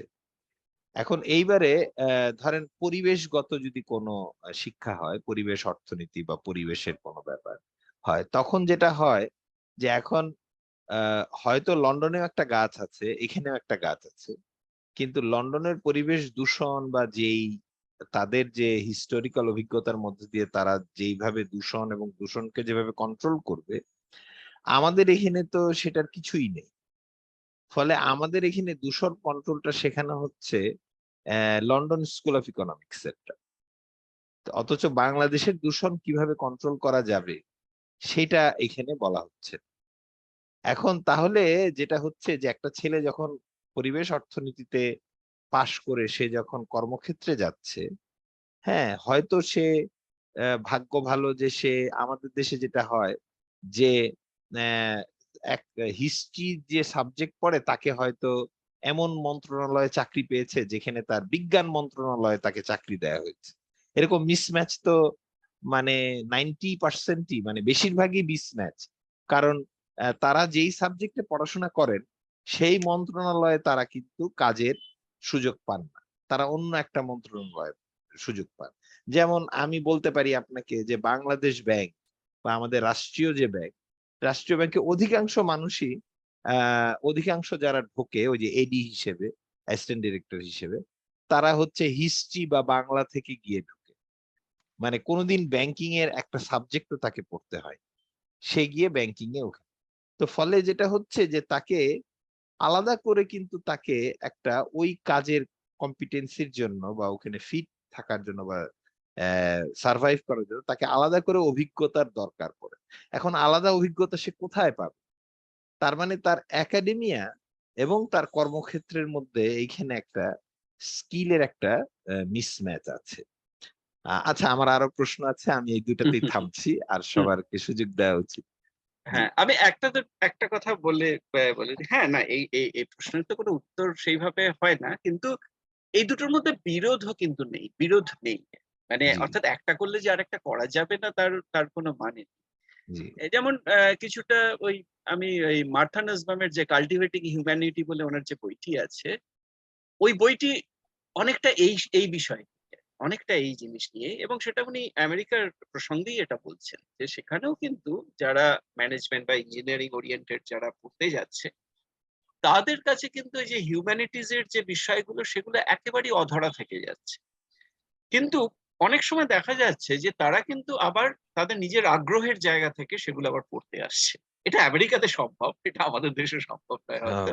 রাইট। কিন্তু কিন্তু একটা মুষ্টিমেয় হলেও, একটা ছোট অংশ হলেও তারা কিন্তু আবার এগুলো নিজের ইন্টারেস্টে তারা কিন্তু আবার জেনে নিচ্ছে এবং এইটা এটা কিন্তু জানি না আমাদের কতটা শুধুমাত্র সিলেবাস দিয়ে এটা সমাধান হয় ঠিক বলা মুশকিল আছে আরকি। যে আজকে এই ধরনের আলোচনায় আমরা যারা সবাই যোগ দিয়েছি, আমাদের মধ্যে নিশ্চয়ই কেউ ইঞ্জিনিয়ার এমবিএও আছেন আরকি, আমি জানি না। তো জি। কিন্তু এই আলোচনাও তারা যোগ দিতে এসেছেন আরকি। মানে এইটা আমার মনে হয় এর মধ্যে কোনো বিরোধ নেই আসলে। রাইট। আচ্ছা, একজন হাত জি তুলেছেন। জি, আশফাক ভাই, আপনি আনমিউট করে বলেন। আশফাক ভাই আহ, উনি সাংবাদিক। জি হ্যাঁ। আমি জি জি জি জি। আহ, আমার আসলে প্রশ্নটা একটু আহ, কিভাবে বলি, মানে ফার্স্ট বয়দের দেশে মানে অমর্ত্য সেন প্রেসিডেন্সি কলেজের সিঁড়ির কথা উল্লেখ করেছেন এবং সিঁড়িতে দাঁড়িয়ে তিনি ভাষণ দিচ্ছেন, রাজনীতি সচেতন হচ্ছেন, তৎকালীন রাজনৈতিক ব্যবস্থার প্রতিবাদ করছেন, আবার একই সঙ্গে কফি হাউসের কথাও বলছেন।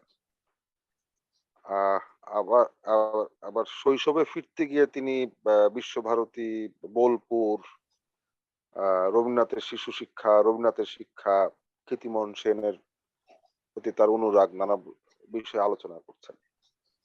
আহ, কিন্তু আপনার আলোচনার মধ্যে একটা আহ, অগ্রসরকামী বা উন্নয়নকামী, যেটা অমর্ত্য সেনের কনটেক্সটে আপনি উপস্থাপন করলেন, কিন্তু এই যে এনভায়রনমেন্ট এবং পরিপার্শ্ব এবং এর যে অ্যাস্থেটিক্স এবং এর যে কালেকটিভ অবস্থা এবং এর ভেতর দিয়ে একজন মানুষের বেড়ে ওঠা, এই ব্যাপারে অমর্ত্য সেনের যে প্রস্তাব বা তার স্মৃতিতে যেই এবং সেগুলো তিনি যেভাবে মূল্যায়ন করছেন পরবর্তীতে, এবং যে শিক্ষা প্রণয়ন পদ্ধতি সম্পর্কে প্রস্তাব হচ্ছে বা নানা রকম ভাবে বিশ্বব্যাপী আছে, এটার সঙ্গে কোনো এই সম্পর্কটা আমরা কিভাবে দেখবো আর কি। ধন্যবাদ আপনাকে। আর পরে হ্যাঁ, আরেকটা প্রশ্ন হ্যাঁ, করব। এটা খুব ভালো প্রশ্ন। মানে একজন ব্যক্তি মানুষের তার শৈশব থেকে বিভিন্ন অভিজ্ঞতার মধ্যে দিয়ে বেড়ে ওঠা, এটা তো প্রত্যেকেরই কিছুটা হলেও ইউনিক হয়ে থাকে। মানে ওর ক্ষেত্রেও তাই হয়েছে। উনি যে যে জায়গাতে যেভাবে শেখার সুযোগ পেয়েছেন, সবাই তো আর সেরকম সুযোগ পায় না। কিন্তু আমার মনে হয় উনি যখন এই আপনি যেটা বললেন উন্নয়নকামী, আহ, তখন কিন্তু উনি এটাকে একটা আহ, ওই কিছুটা বলবো তত্ত্বের আদ্রার মধ্যে ফেলেই দেখতে চাইছেন। অর্থাৎ সেখানে সামাজিক বৈষম্যটা এখানে ওর একটা প্রধান লক্ষ্যবস্তু, এবং সেখানে বৈষম্য কমানোর জায়গা থেকে দেখতে গেলে শিক্ষা হচ্ছে একদম কেন্দ্রে থাকবে, এটা উনি বিশ্বাস করেন, এবং সেটা আমরা হয়তো সবাই বিশ্বাস করি। কিন্তু সেইখানে যখন দেখছি যে শিক্ষার কিছু কিছু প্রায়োগিক দিক থেকে দেখছি আমরা যখন বৈষম্য কমার বদলে বেড়ে চলেছে, তখন সেটা নিয়ে তো উদ্বিগ্ন হওয়ার আছে, এবং সেইটা নিয়ে উনি সতর্ক করছেন। এইটাই হচ্ছে মোটামুটি ভাবে শিক্ষা বিষয়ে ওর যে ইন্টারভেনশন। আর নিজের যেটা ওর মেমোয়ার্সে যেভাবে বলছেন আর কি, সেখান থেকে আমরা যেটা দেখতে পাই যে একজন মানুষের কিভাবে তার যাকে বলি ওই ইন্টেলেকচুয়াল ডেভেলপমেন্টটা হচ্ছে একটা কিভাবে সামাজিক পরিস্থিতির মধ্যে দিয়ে, এবং সেটা যে একদম ইন আইসোলেশন একজন একা একা করছেন তা তো নয়, সেখানে কত মানুষ আসছেন, এবং সেই কত মানুষের মধ্যে দিয়ে তার আসলে ওই ওই ওই ওই যেটা হচ্ছে, তার ডেভেলপমেন্টটা হচ্ছে, এইটা আমরা জানতে পারছি ওখান থেকে। কিন্তু আমার ফোকাসটা ছিল মূলত এই জায়গাটা, যে সামাজিক জায়গাটা, এবং সামাজিক জায়গা থেকে মানে ওকে তো আমরা এইভাবে একটা সামাজিক দর্শনের বা রাজনৈতিক দর্শন দিক থেকেও দেখবো আর কি, যে এখানে একটা রাজনৈতিক দর্শন উনি নিয়ে আসছেন শিক্ষাক্ষেত্রে, এবং সেটা বলছেন যে ওই রাজনীতির মধ্যে শিক্ষাটা ঢুকে না পড়লে কিন্তু শিক্ষার দিকে কেউ নজর দেবে না। এবং এইটা একটা খুব গুরুত্বপূর্ণ কথা বলে আমার মনে হয়, যেটা আমরা খুব সরাসরি ওটা উপলব্ধি করি না অনেক সময়, যে এটা আসলে যে একটা রাজনৈতিক বিষয় হয়ে ওঠা উচিত, শিক্ষা বা স্বাস্থ্য এই দুটোই, কিন্তু আমাদের আমাদের গণতান্ত্রিক কাঠামোর মধ্যে না আমরা এই পর্যন্ত অন্তত ওটা দেখি। মানে কিছু নাটকীয় ঘটনা, কিছু তাৎক্ষণিক কিছু, সেগুলো নিয়ে যতটা আলোড়ন হয় আর কি, কিন্তু শিক্ষা বা স্বাস্থ্যের মতো যেগুলো চোখের আড়ালেই থেকে যায় অনেকটা, সেগুলো নিয়ে আমাদের কিন্তু নির্বাচনে সেভাবে আলোচনা আমরা দেখি না। তো এইটা কিন্তু উনি বারবার বলছেন, যেটা আমি মনে করি যে যেটার একটা বিরাট মূল্য আছে আমাদের আলোচনার ক্ষেত্রে বা আমাদের আলোচনার পরিসরে এটা বারবার নিয়ে আসা, সেটার একটা যথেষ্ট মূল্য আছে। জি, আমিরুল মোমিনিন ভাই, ধন্যবাদ। আমিরুল মোমিন ভাই, আপনি আনমিউট করে প্রশ্নটা করেন। জি, আচ্ছা, ওই অমর্ত্য সেনের লেখার মধ্যে একটা জিনিস আছে কিনা জানার ইচ্ছা, সেটা হলো যে আমাদের শিক্ষা ব্যবস্থায় এই যে ব্রিটিশ রুলের কোনো প্রভাব আছে কিনা, মানে কোনো ধরেন যে ওই বৈষম্যের সূত্রপাত সেই কলোনি থেকে এসেছে কিনা, এই ধরনের কোনো বিষয় আছে কিনা। হুম, এটা কিন্তু মানে বৈষম্যের মানে এটা সবটাই অবশ্য কলোনিয়ালিজমকে ঠিক দোষারোপ করা যায় না, কারণ বৈষম্যটা এটা কিন্তু আমাদের সামাজিক কাঠামোর মধ্যেই ছিল আর কি। এবং এখানে জানেন বিশেষত ভারতবর্ষ এখনো সেই আহ একদিকে জাতপাত, অন্যদিকে ধর্ম, তার ভিত্তিতে নানান রকমের বৈষম্য, শ্রেণীগত বৈষম্য তো আছেই। এটা তো সামাজিক কাঠামো, এটা তো এখন মানে কলোনিয়ালিজম কতটা এটাকে আরো মানে বাড়িয়েছে বা কমিয়েছে, সেটা অন্য আলোচনা, সেটা ইতিহাসবিদরা করবেন। কিন্তু আমার যেটা মনে হয় যে উনি কিন্তু সেইভাবে সরাসরি বলছেন না, উনি যেটা বলছেন যে এই হচ্ছে আমাদের সামাজিক অবস্থা, সামাজিক অবস্থাটা হচ্ছে একটা বৈষম্যমূলক, এবং সেই বৈষম্যটা কিন্তু চেষ্টা করে কমানো যায়। যেমন কেরালার উদাহরণও দিচ্ছে সেইভাবে দেখবেন কেরালা নিয়ে যে লেখাগুলো, সেখানে কিন্তু উনি বারবার ওইটাই বলছেন যে কেরালা 40-এর দশক পর্যন্ত কেরালা যা ছিল, এবং সেখানে এই যে জাতপাতের যে যে যে বিভাজনটা এবং যে বৈষম্যটা, সেটা তো মানে অভাবনীয়, এত বেশি। কিন্তু সেটা কিন্তু মাত্র 2 দশকের মধ্যে তারা যতটা কমিয়ে ফেলতে পারলো, যখন মানে কেরালা রাজ্য যখন থেকে হলো আলাদা 50-এর দশকে, মিড 50s, তখন থেকে আস্তে আস্তে একটা সচেতন প্রচেষ্টার মধ্যে দিয়ে কিন্তু ওই ওই ওই ওই ওই গ্যাপটা কিন্তু কমিয়ে ফেলতে পেরেছেন তারা অনেকটা। অর্থাৎ এখানে কিন্তু একটা সচেতন সামাজিক এবং কিছুটা হলো রাষ্ট্রীয় এই প্রক্রিয়ার মধ্যে দিয়ে কিন্তু এটা কমানো সম্ভব। তো এটাও কিন্তু একটা শিক্ষা আমি বলবো, যে যেখানে মানে না এই সমাজে আর কি হবে, এইরকম বৈষম্যমূলক, এই তো ব্রাহ্মণরা সব প্রিভিলেজ নিয়ে নেয় ইত্যাদি ইত্যাদি, এইটা বলে তো আমি কোনো নীতি নীতি পাবো না সেখান থেকে। কিন্তু নীতিটা হচ্ছে এই, দেখা যাচ্ছে যে রাষ্ট্র যদি এবং সমাজ মিলে এই সচেতন ভাবে যদি এটা করে, তাহলে কিন্তু এই বৈষম্যগুলো কমে যায় এবং কমেছে, যেটা কেরালা একটা দৃষ্টান্ত। এবং কেরালা আগে যেমন উত্তর কেরালা এবং দক্ষিণ কেরালার মধ্যে একটা বড় রকমের পার্থক্য ছিল 1950-এর দশকে, সেই পার্থক্যটাও অনেকটা কমে এসেছে।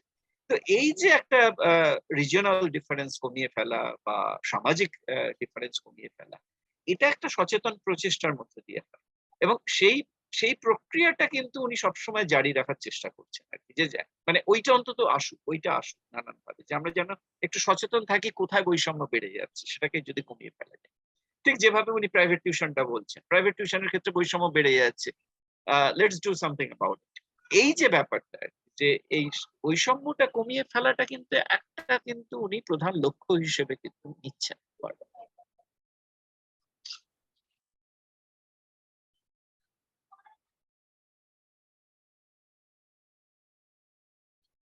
ধন্যবাদ। আচ্ছা, রিপন কুমার দেবনাথ জি, আপনি আনমিউট করে প্রশ্ন করুন।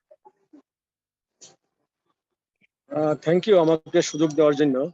জি তো আজকের আলোচক খুব সুন্দর আলোচনা করেছেন, আমি খুব নির্দিষ্ট মনে শুনছিলাম।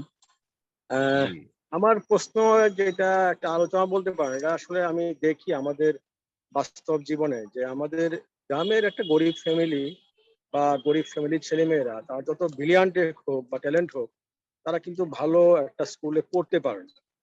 এবং দেখা যায় যে নার্সিং এর অভাবে বা প্রাইভেট কোচিং বা বাসায় গিয়ে হোক বা কোচিং সেন্টারে তারা পড়তে পারে না, এই কারণে কিন্তু তারা বেরিয়ে আসতে পারে না।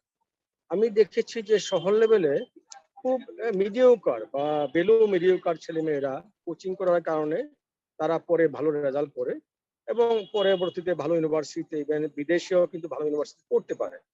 কিন্তু এটা একটা গরিব ফ্যামিলির ছেলে মেয়ের ক্ষেত্রে কিন্তু খুবই দুরূহ ব্যাপার। তারা এই ধরনের সুযোগটা অনেকেই পায় না। তা আমার কোশ্চেন হচ্ছে, আসলে শিক্ষা কি একটা পণ্য? এটা কিন্তু বেশ আলোচিত হয়। ধন্যবাদ। হ্যাঁ, মানে আমাদের এই যে শিক্ষায়, অন্তত বিদ্যালয় শিক্ষায় যে রাষ্ট্রের একটা প্রধান ভূমিকা থাকবে, এইটা তো নির্দ্বিধায় বলা যায় এবং বলা উচিত বটে, এবং অমর্ত্য সেন সেটাই বলছেন, যে বিদ্যালয় শিক্ষা অন্তত রাষ্ট্র প্রধান ভূমিকায় থাকবে। উনি জাপানের দৃষ্টান্ত দিচ্ছেন বারবার, এবং জাপান তখন 1872 তারপর থেকে মাত্র ওই 1910-এর মধ্যে Japan universalisation of school education করে ফেলেছে। তো সেখানে আর নিরক্ষর কেউ নেই 1910-এ। এবং এই যে অল্প সময়ের মধ্যে জাপান এটা করলো, এটা পুরোপুরি একদম রাষ্ট্রীয় উদ্যোগে, মানে মেইজি রেস্টোরেশনের পর থেকে ওই পিরিয়ডটা। তো এই যে রাষ্ট্রীয় উদ্যোগে এটা করা সম্ভব, এইটা কিন্তু উনি বারবার বলছেন। এবং সেখানে কিন্তু ধরুন আজকে আপনি যেটা বলছেন, যে এই যে বৈষম্যটা তৈরি হচ্ছে একটা গ্রামের একটা আহ, আহ, একটা নিম্নবিত্ত পরিবার থেকে, সে যেহেতু ওই প্রাইভেট টিউশন নিতে পারছে না, ফলে সে আর বেশি দূর এগিয়ে যেতে পারছে না। এইটা তো একটা গভীর বৈষম্যের প্রশ্ন, এবং সেই বৈষম্যটা কমানোর জন্য রাষ্ট্র কি করতে পারছে? কারণ রাষ্ট্র তো মানে বিদ্যালয় শিক্ষাটা সর্বজনীন করছে, এই কারণেই বৈষম্যটা কমবে বলে। কিন্তু সেটার মধ্যেও আমি যেটাকে বলি সাবভার্ট করে ফেলছি, আমরা একটা সাবভার্সন হচ্ছে through system of private tuition. এইটা তো একটা, এখানে তো রাষ্ট্রের একটা রোল থাকা উচিত। যদিও আমি জানি না রাষ্ট্রের রোলটা কি হবে, কেউ কেউ বলেন যে প্রাইভেট টিউশন ব্যান করা উচিত, অমুক তমুক। সেটাও সম্ভব না বাস্তবে, যে প্রাইভেট টিউশন ব্যান করা সম্ভব নয়। কিন্তু যেটা হতে পারে সেটা হচ্ছে যে ওই যেটাকে আমরা বলি সুযোগের সাম্য, অর্থাৎ সুযোগের সাম্যটা, মানে এখানে সুযোগের সাম্যটা কমছে না বাড়ছে। প্রাইভেট টিউশনের কারণে সুযোগের সাম্যটা কিন্তু আরো কমে আসছে, মানে সুযোগের বৈষম্যটা বেড়ে যাচ্ছে। সুতরাং সুযোগ, এরপরে সে কি করবে সেটা তার পরের কথা, কিন্তু তাকে ওই একই সুযোগটা দিতে পারাটা, সেইখানে বোধহয় রাষ্ট্রের একটা ভূমিকা থাকা উচিত বলে মনে হয়, এবং অমর্ত্য সেন সম্ভবত সেটাই বলছেন।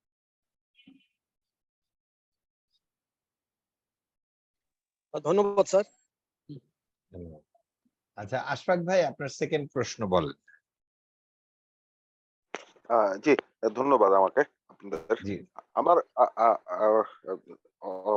অচিন্তার আলোচনায় যেটা একটা ছিল, উনি একটা মডেল নিয়ে কথা বলছেন, সেটা হলো যে প্রাথমিক শিক্ষায় খাবার দেওয়া এবং শুকনো খাবার এবং রান্না করা খাবার, যেটা নিয়ে অমর্ত্য সেন এর কাজ আছে।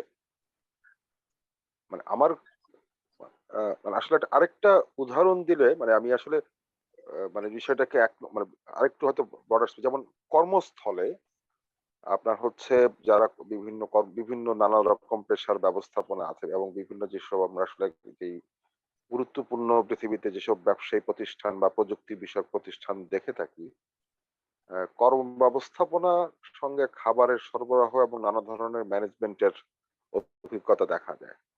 এবং এই সঙ্গে আরেকটা ব্যাপার হচ্ছে যে পুষ্টির ব্যাপার আসে, যেটা আসলে অমর্ত্য সেনের কাজের একটা খুব বড় দিক।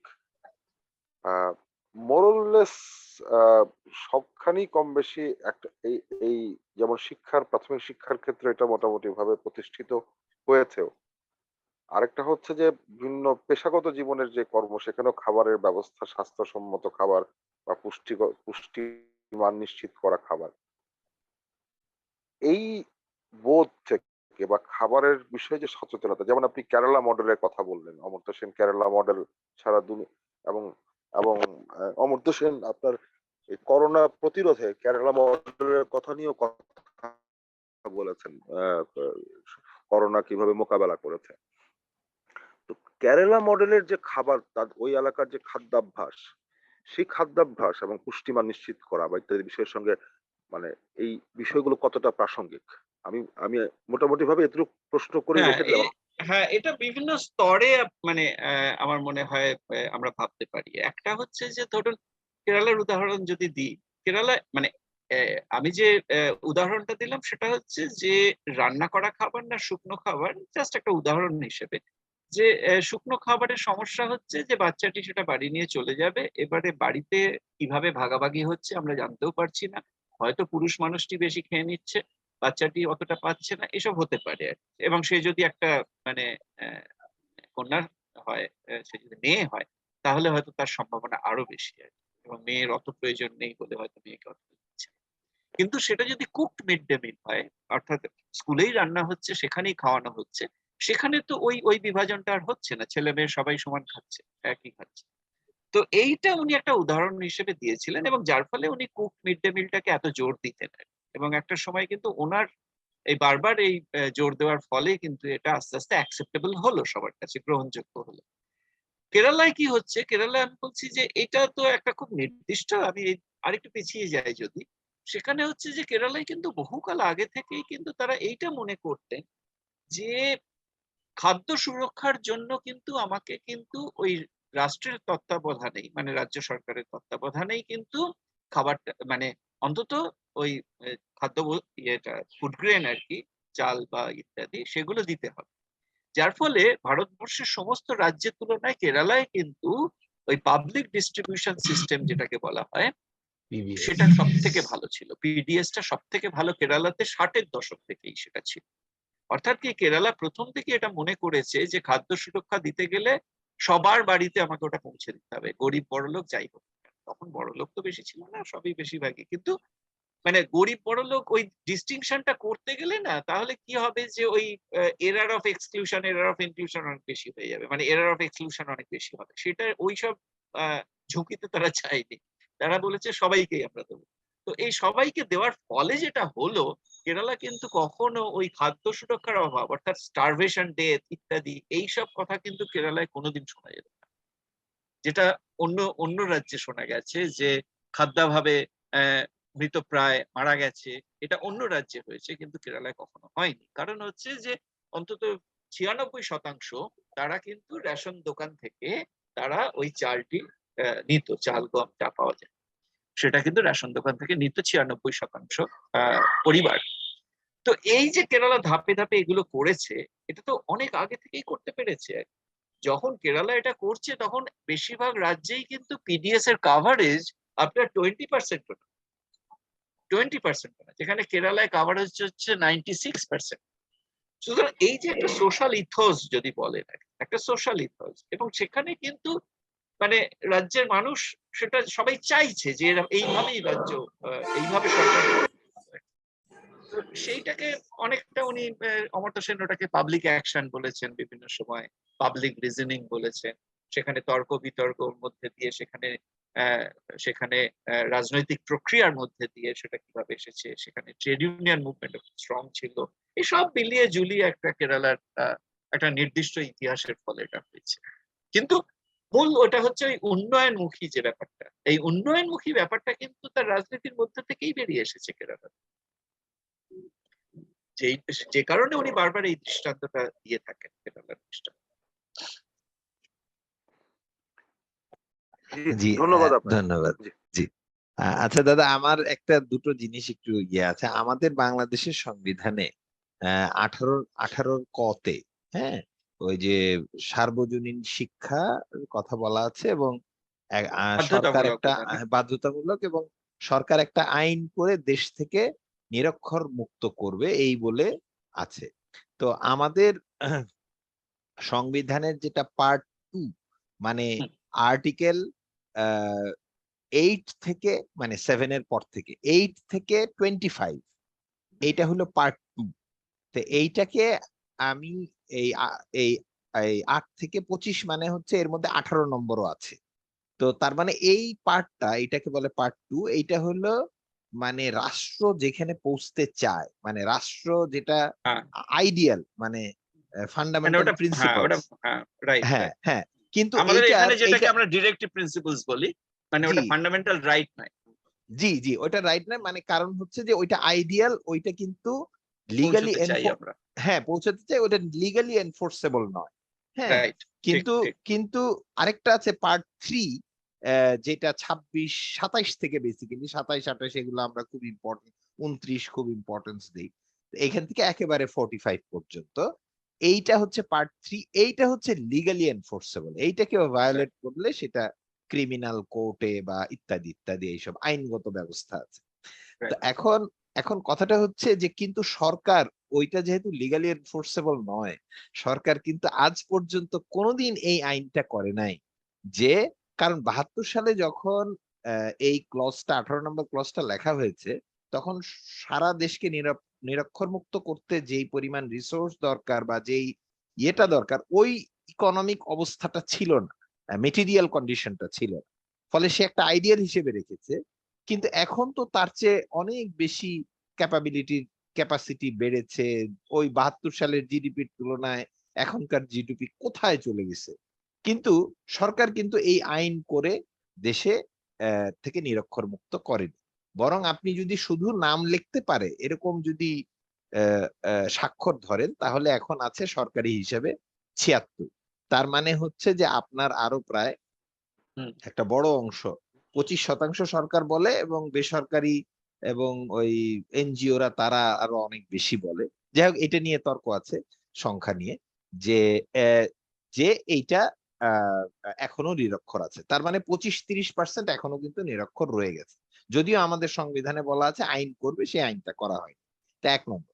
আর 2য় নম্বর কথা হচ্ছে যে ফেইথ বেস, যে এটা আমার একেবারে চোখটা খুলে দিল, যে আমাদের এখানে সবসময় আনিসুজ্জামান স্যার এবং যারা আমাদের বিশিষ্ট যারা আমাদের পথ প্রদর্শক, তারা সবসময় বলে আসছেন যে একটা শিক্ষা একটা একটা ইয়ে হইতে হবে, সার্বজনীন একটা শিক্ষা নীতি থাকতে হবে। কিন্তু আমাদের এখানে শিক্ষার স্ট্রিম আছে ন্যূনতম 3টা, আরো আছে উপধারা।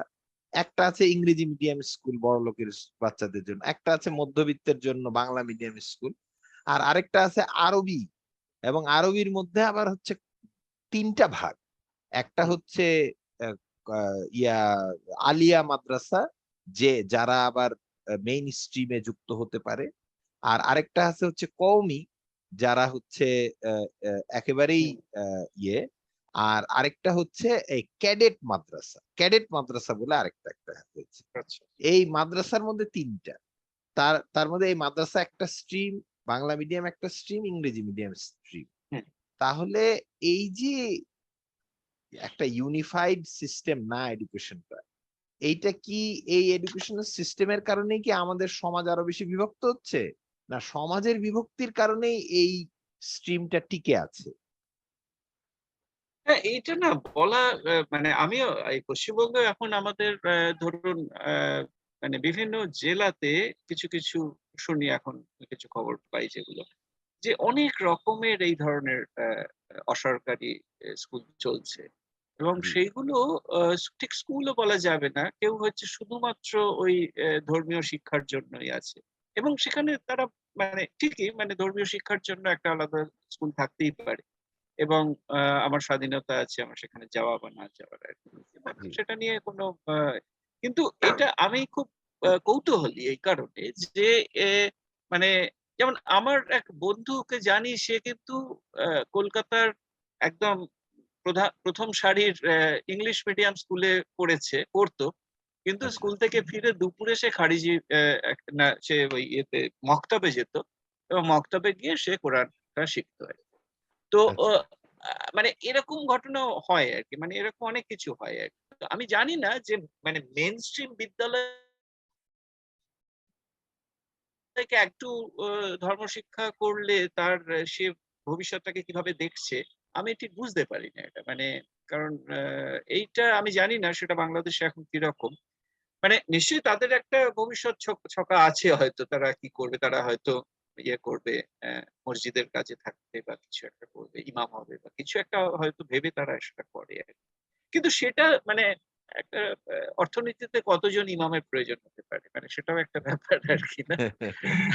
তো ঠিকই এইগুলো মানে আমার এই অর্থনীতিটা ভাবায় আর কি আমাকে, যে, কারণ সবাই তো ইমাম হতে পারবে না, তাই না? মানে জি জি সেক্ষেত্রে আহ, মানে ওই চাহিদার দিকটা আমি ভাবছি যে চাহিদাটা কোথা থেকে আসছে, কিরকম ভাবে আসছে। এটা রাইট পশ্চিমবঙ্গেও দেখছি আর কি, এরকম আছে অনেক অনেক। বুঝতে পেরেছি। কিন্তু কিন্তু আমি মানে এটা মানে আপনি যেটা বলছেন যে রাষ্ট্র একরকম ভাবেই একদম একটাই ব্যবস্থা করে দেবে, সেটার মধ্যেও একটু ভয়ের ব্যাপার আছে অবশ্য, মানে ও একটু বৈচিত্র্য না থাকলে আহ, সেটাই বা আচ্ছা কেমন আচ্ছা জীবন হবে আর কি, তাই না? আচ্ছা আচ্ছা মানে তাহলে তো রাইট সে একদম ওই একদম টোটালিটেরিয়ান একটা সমাজ, যেখানে একমাত্র একটাই সিস্টেম আর কি সেখানে। মানে আমার যদি আচ্ছা বাংলা আচ্ছা না মাধ্যমে না পড়তে ইচ্ছে করে, তাই না? আমার যদি হ্যাঁ বাংলা মাধ্যমে পড়তে ইচ্ছে করে, তাহলে আমি বাংলা মাধ্যমে পড়বো, থাক ইংরেজি মাধ্যম। ঠিক উল্টো ভাবে বলতে গেলে, আমার যদি ইংরেজি মাধ্যমে পড়তে ইচ্ছে হয়, আমি সেখানে পড়বো। রাইট তো রাইট আমার মনে হয় সেটাই মানে এই প্লুরালিজমটা দরকার। প্লুরালিজমটা একটা গণতন্ত্রে অবশ্যই থাকা উচিত। বুঝতে পেরেছি বুঝতে পেরেছি। আশফাক ভাই, হ্যাঁ বলেন। জি, আমার আসলে আপনাদের এই কনভারসেশন শুনে আরেকটা প্রশ্নের মানে আচ্ছা, হ্যাঁ, অবতারণা বলুন। করতে হবে। আচ্ছা, ধন্যবাদ আমাকে প্রশ্ন করার সুযোগ করে দেওয়ার জন্য। জি আপনার বক্তৃতায় অথিন্দা, আপনার বক্তৃতার লাস্টের দিকে আপনি বলছিলেন যে যুক্তরাজ্যে ফেইথ বেজ স্কুলের সংখ্যা বাড়ছে বা হুম, হুম, আহ, বা এরকম নানা রকম ভাবে আছে। এখন মানে আমার মানে আসলে আমি আরেকটু গোড়া বা আরেকটু ইতিহাস বোঝার চেষ্টা করি। যদি মানে আধুনিকতার জায়গা থেকে আহ বা শিল্প বিপ্লবের পর থেকে উচ্চশিক্ষা থেকে শুরু করে একটা ক্যাটাগরিক্যালি চেঞ্জ পশ্চিমা ইতিহাসে দেখা যাচ্ছে। তো এটার সঙ্গে এই ফেইথ বেসড স্কুলের ইনক্রিজ, আবার যদি আমেরিকার বিভিন্ন বিদ্যায়তনে আমরা দেখি, সেখানে চার্চ বা বিভিন্ন ফাউন্ডেশন বা নানা কিছু এবং রাষ্ট্রের নানা রকম স্কুলের মডেলিং আছে, যেটা হয়তো বা বাংলাদেশের ক্ষেত্রে রনি ভাই বললেন বা আপনি পশ্চিমবাংলার উদাহরণ দিলেন। আহ,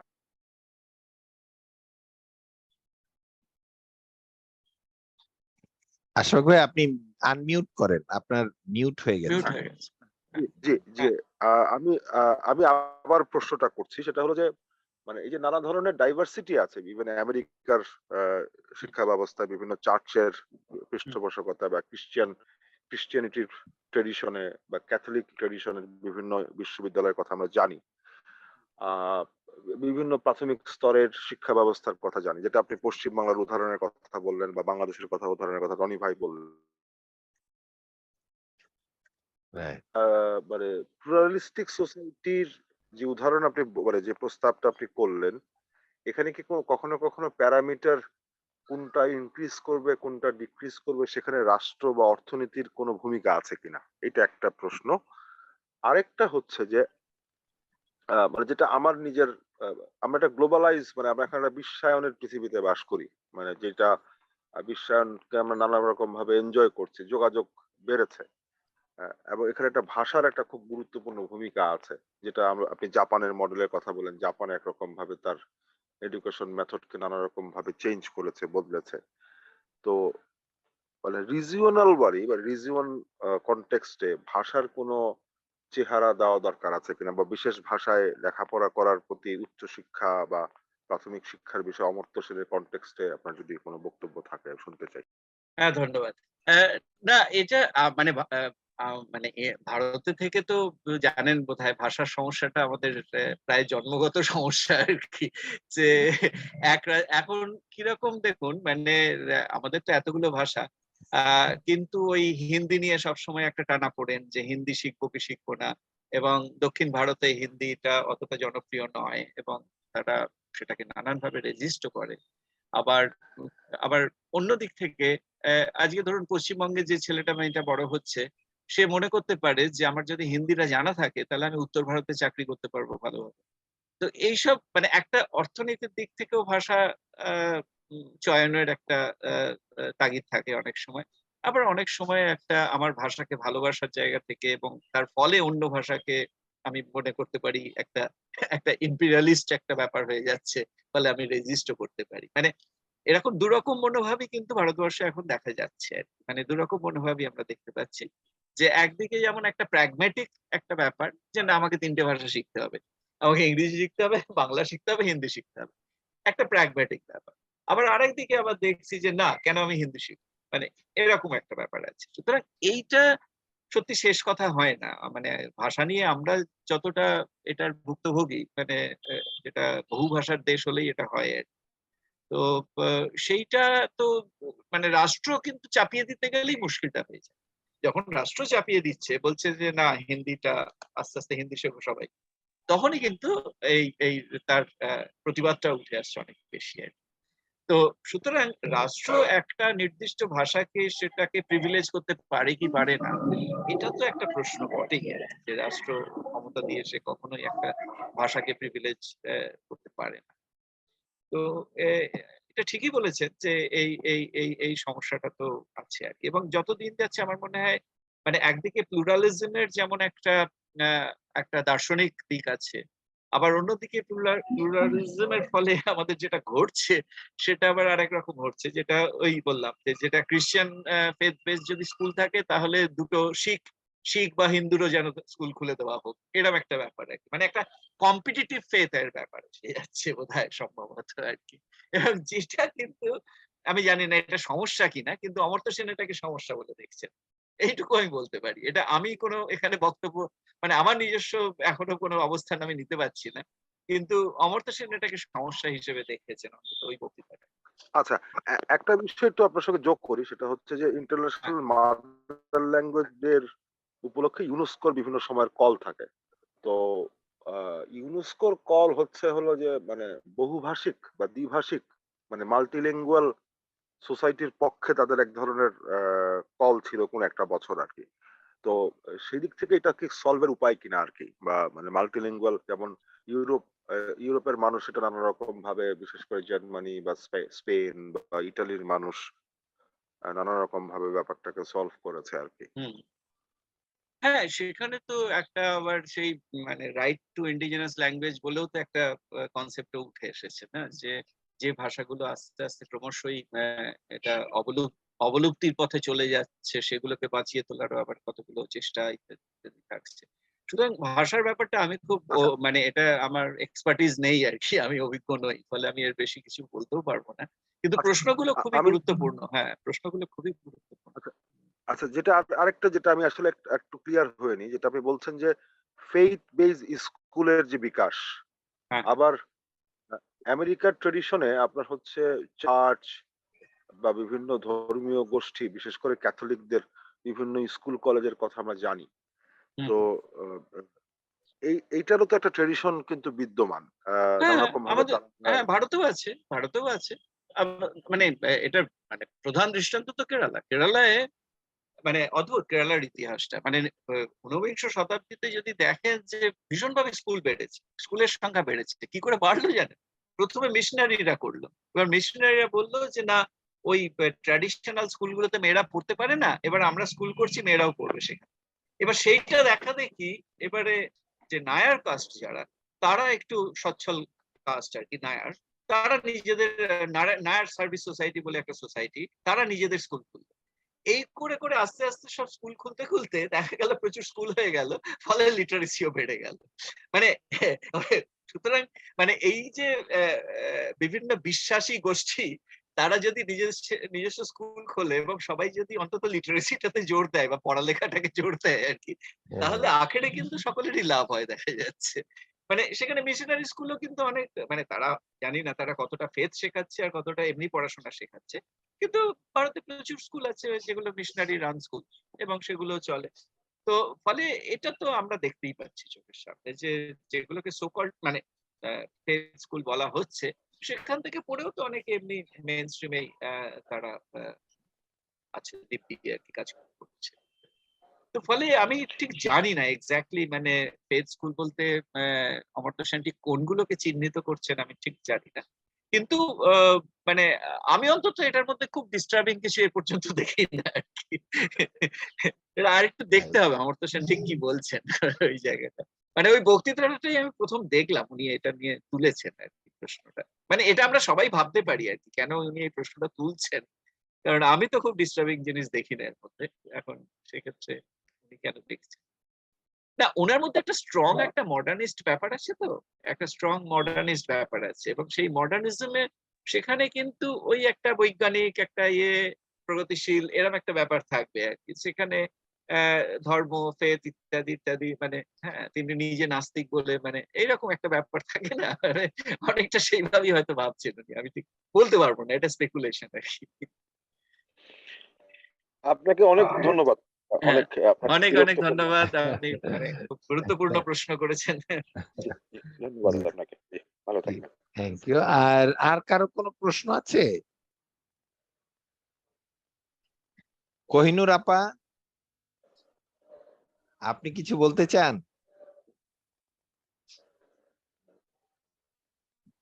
বা আর কেউ কিছু কি বলতে চান? বাপু, তোমার কি কোনো প্রশ্ন আছে? না হ্যাঁ, ভাইয়া, জি হ্যাঁ ভাইয়া। তো আচ্ছা আচ্ছা, না কোহিনুর, তো তোমার বক্তব্য, এই যে অচিন্তার বক্তব্য এত কষ্ট করে এতক্ষণ বক্তৃতা দিলেন, ওনাকে একটু ধন্যবাদ অন্তত দাও, তোমার কেমন লাগলো বলো। না, সেটা অবশ্যই ভাইয়া, অসাধারণ একটা বক্তৃতা। আর বিশেষ করে বাংলাদেশের সাথে ইন্ডিয়ার যে আর এডুকেশন, যেহেতু আমি নিজে একজন টিচার, মানে স্যার যে কথাগুলো বলেছেন, এটা অ্যাকচুয়ালি আমি আবার প্রফেশনাল থেকে এটা টের পাচ্ছি যে, আর বিশেষ করে আমি কিন্তু সরকারি কলেজের টিচার, আর এতদিন আমি জব করেছি ধামরাই, একটু মফস্বল এরিয়াতে। তো এই যে এডুকেশনের সাথে যে ফিনান্সিয়াল এর ব্যাপারটা যে, এবং পাশাপাশি রাজনৈতিক ব্যাপারটা যে কত ওতপ্রোতভাবে জড়িত, এটা ভাইয়া আমি একদম প্রত্যক্ষভাবে দেখেছি, এবং স্যারের কথাগুলোর সাথে খুব সুন্দরভাবে মিলে গেছে যে অভিজ্ঞতা এবং ওই যে ব্যাপারটা। এই জন্য ভাইয়া এটা খুব মনোযোগ দিয়ে আমি শুনছিলাম এবং আমার অভিজ্ঞতার সাথে এটা মিলাচ্ছিলাম। থ্যাংক ইউ স্যারকে খুব থ্যাংক ইউ, সুন্দর থ্যাংক এবং ইউ, খুবই অনেক ধন্যবাদ। বস্তুনিষ্ঠ বক্তব্য দেওয়ার জন্য। Thank থ্যাংক ইউ ভাইয়াকে। আমি একটু বলতে পারি? হ্যাঁ, নিশ্চয়ই নিশ্চয়ই, কেন হ্যাঁ। নয়। সেটা হচ্ছে অচিন্তার কাছে আমাদের জিজ্ঞাসা যে আমাদের বাংলাদেশের শিক্ষা ব্যবস্থায় এমপিও বলে একটা শব্দ আছে, হ্যাঁ, এমপিও, মান্থলি পেমেন্ট অর্ডার। তো Right. এই ধরনের কোনো এডুকেশন ইন্ডিয়াতে আছে কিনা? আমাদের ইন্ডিয়াতে বাংলাদেশের হ্যাঁ, এগুলো না আমাদের এখানে, যেমন আমি এমপিওটা শব্দ শিখলাম, মানে এমপিওটা আমিও জানতাম না। তো হ্যাঁ, আমি এটা আমি ওই- আর দুটো লাইন আমি বলে নিই। হ্যাঁ। সেটা হচ্ছে যে বাংলাদেশের স্কুলগুলো মানে এটা হ্যাঁ। একদম সরকারিও না, আবার একদম বেসরকারিও না। হ্যাঁ, মানে হ্যাঁ, আমি কিছু ওইটাই মানে বলছিলাম। অনেক ধরনের স্কুল আছে, যেমন কিছু তো ফুললি সরকারি, আবার বেসরকারির ভিতরে আবার দেখা গেল যে এমপিও বলে একটা পার্ট গভর্নমেন্ট দিচ্ছে। Government, তো ঠিক। এমপিওটা আসলে আমাদের মানে হিস্ট্রিক্যালি এমপিও ভিত্তিক শিক্ষা আমাদের ছিল না। আমাদের বাংলাদেশের হিস্ট্রিক্যাল শিক্ষা এটা প্রাইভেটাইজড ছিল, এটা বেসরকারি শিক্ষা, বেসরকারি পদ্ধতিতে চলে আসছে। বঙ্গবন্ধু এসে উনি একসাথে প্রায় 28,000 প্রাইমারি স্কুল উনি রাষ্ট্রীয়করণ করে ফেললেন। তারপরে তো অনেক আরো অনেক প্রাইমারি স্কুল হয়েছে, সেটা এখনো বেসরকারি আছে। আর এইটা যে এমপিও ভিত্তিক এটা করা হলো, এটা রাজনৈতিক উদ্দেশ্য করা হয়েছে। কারণ আমাদের দেশে দেখা গেল যে সামরিক সরকার প্রথমে এসে এই শিক্ষা ব্যবস্থার একটা এমপিও ভিত্তিক করে। কারণ বাংলাদেশে আপনাকে যদি ক্ষমতায় থাকতে হয় তাহলে দুটো গোষ্ঠীর সমর্থন খুব জরুরি। একটা হচ্ছে ভোটের সেন্টার নিয়ন্ত্রণ করে হচ্ছে একদিকে পোলিং অফিসার আর প্রিজাইডিং অফিসার, এরা বেশিরভাগই হলো সব শিক্ষক, এরা ওই থেকে আসে। আর নিরাপত্তাটা কন্ট্রোল করে পুলিশ। তো পুলিশ আর এই শিক্ষকরা যদি আপনার হাতে থাকে তাহলে আপনার মোটামুটি ইলেকশনটা আপনার ফেভারে চলে আসে।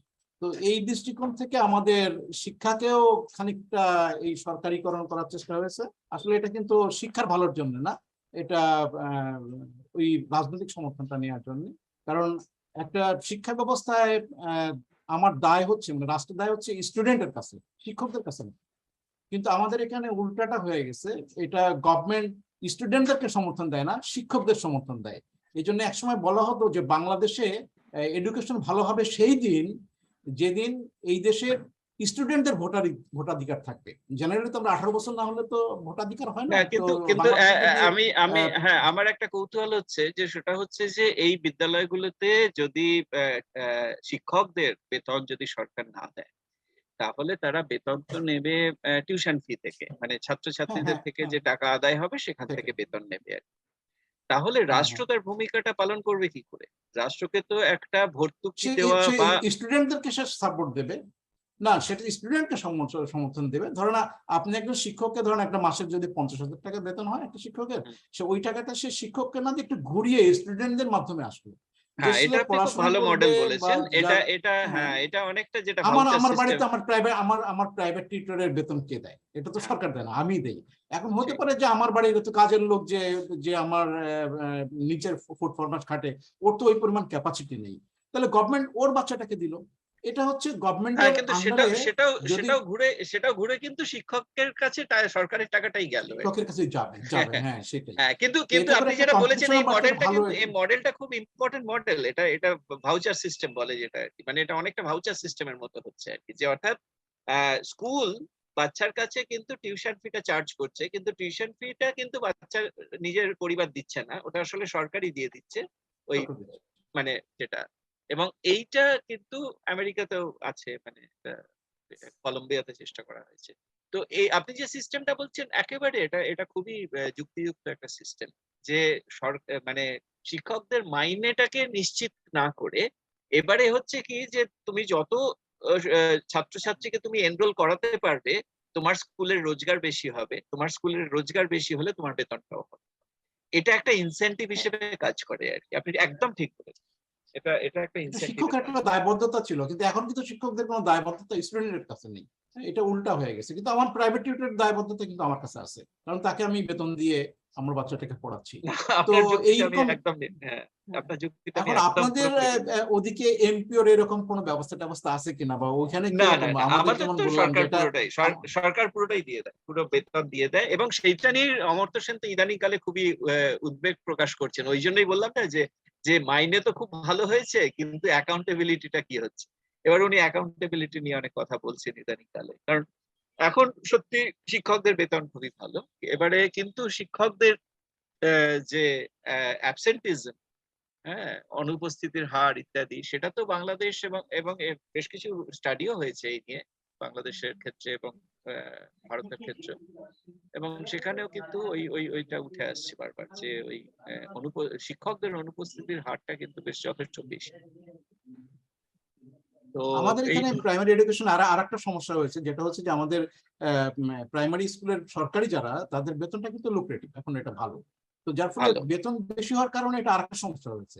আমরা যেটা ইদানিং শুনি যে অস্ট্রেলিয়াতে এখন শিক্ষকদের বেতন কমিয়ে দেওয়া হচ্ছে, কারণ তারা একসময় মনে করতো যে বেশি বেতন দিলে বোধহয় অনেক ভালো টিচার আসবে, কিন্তু দেখা গেল যে অনেকে বেশি বেতন হওয়ার কারণে লোভের কারণে তারা ঢোকে, ভালোবেসে ঢোকে না।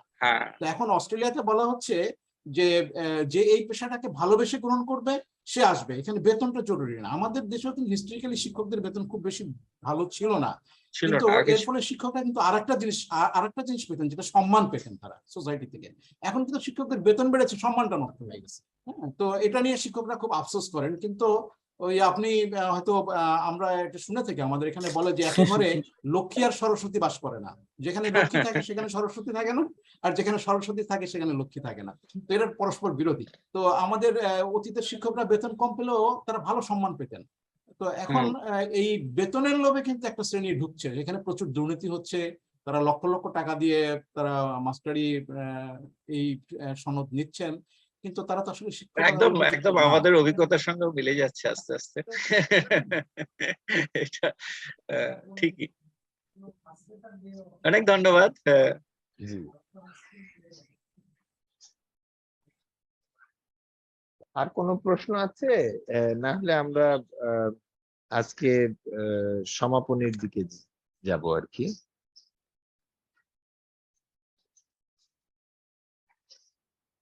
তাহলে আমরা আজকে সমাপ্ত করি। এই এই অচিন্তাকে অনেক ধন্যবাদ জানাই আমাদের সংগঠনের এবং উপস্থিত সকলের পক্ষ থেকে।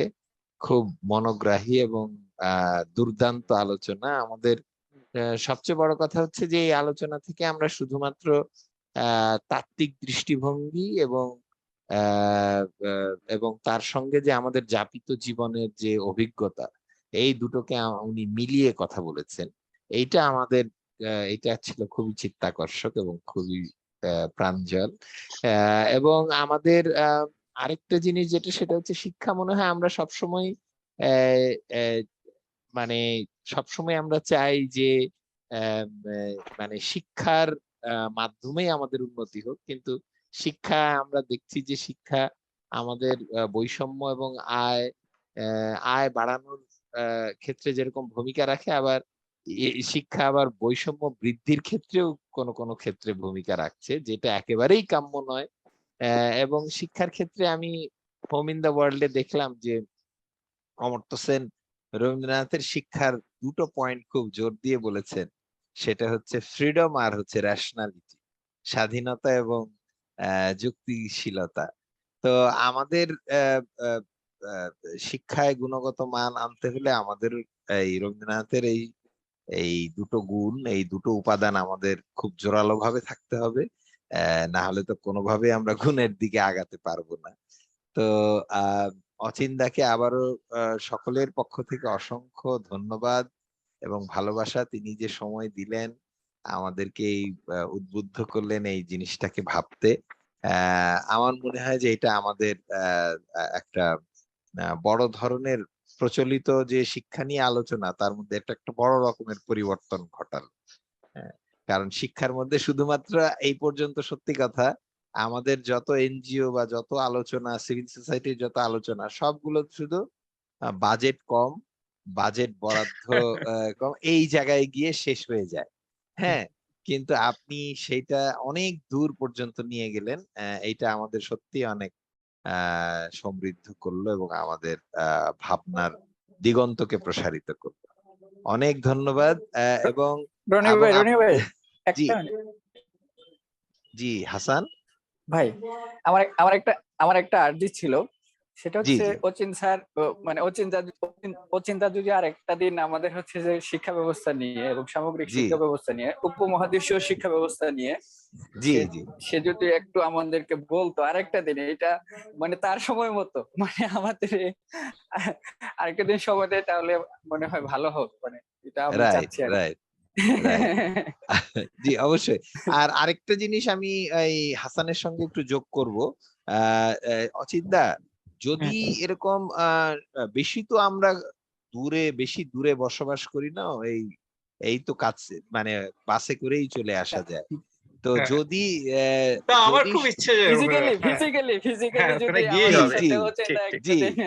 আমাদের হ্যাঁ, এখানে যেটা হয় যে এই আমাদের যারা পার্টিসিপেন্ট বা যারা আসে, যে আমাদের এই যে আরসি মজুমদার আছে এখানে হ্যাঁ, এই ঢাকা বিশ্ববিদ্যালয়ে, এই অডিটোরিয়ামে আমরা প্রায়ই অনুষ্ঠান করি। তো এইটা একেবারে ভরে যায় একেবারে আমাদের আলোচনার সময়। তো আমরা সেই অডিটোরিয়ামে আপনার একটা আলোচনার আপনি আমন্ত্রণ গ্রহণ করবেন দয়া করে, আমরা খুব খুশি হব তাতে। খুব যে খুশি হব চিন্তা জি যদি জি আসে। হ্যাঁ জি হ্যাঁ জি হ্যাঁ জি অবশ্যই অবশ্যই। আচ্ছা, আমি আপনার সঙ্গে পরে ফলো আপ করে রাখবো একটা সময় হুম, ইয়েতে। আর আম, আমাদের যেটা এখানে হয় যে আপনার ওই লিখিত কিছু জিনিস বা লিখিত যেগুলো ঠিক শিক্ষা সংক্রান্ত যেগুলো যেগুলো আনন্দবাজারে পাওয়া যায় সেগুলো তো আমি লিংক আছে আমার কাছে। আর শিক্ষা সংক্রান্ত আর কোনো লেখা বা আর যদি পিডিএফ থাকে বা আমাদের সাথে শেয়ার করার জন্য প্লিজ আমাকে যদি দেন, তাহলে আমি ঠিক ওনাদের আছে সবার ইমেইলে ফরওয়ার্ড করে দিব। ঠিক আছে হুম, জি তো ঠিক ঠিক আছে। আছে তাহলে। হ্যাঁ জি, ধন্যবাদ, শুভরাত্রি। অনেক হ্যাঁ ধন্যবাদ, ধন্যবাদ। নমস্কার এবং ভালো থাকবেন। হ্যাঁ, জি, ভালো থাকবেন। অনেক ধন্যবাদ। জি নমস্কার। জি, নমস্কার। Thank you.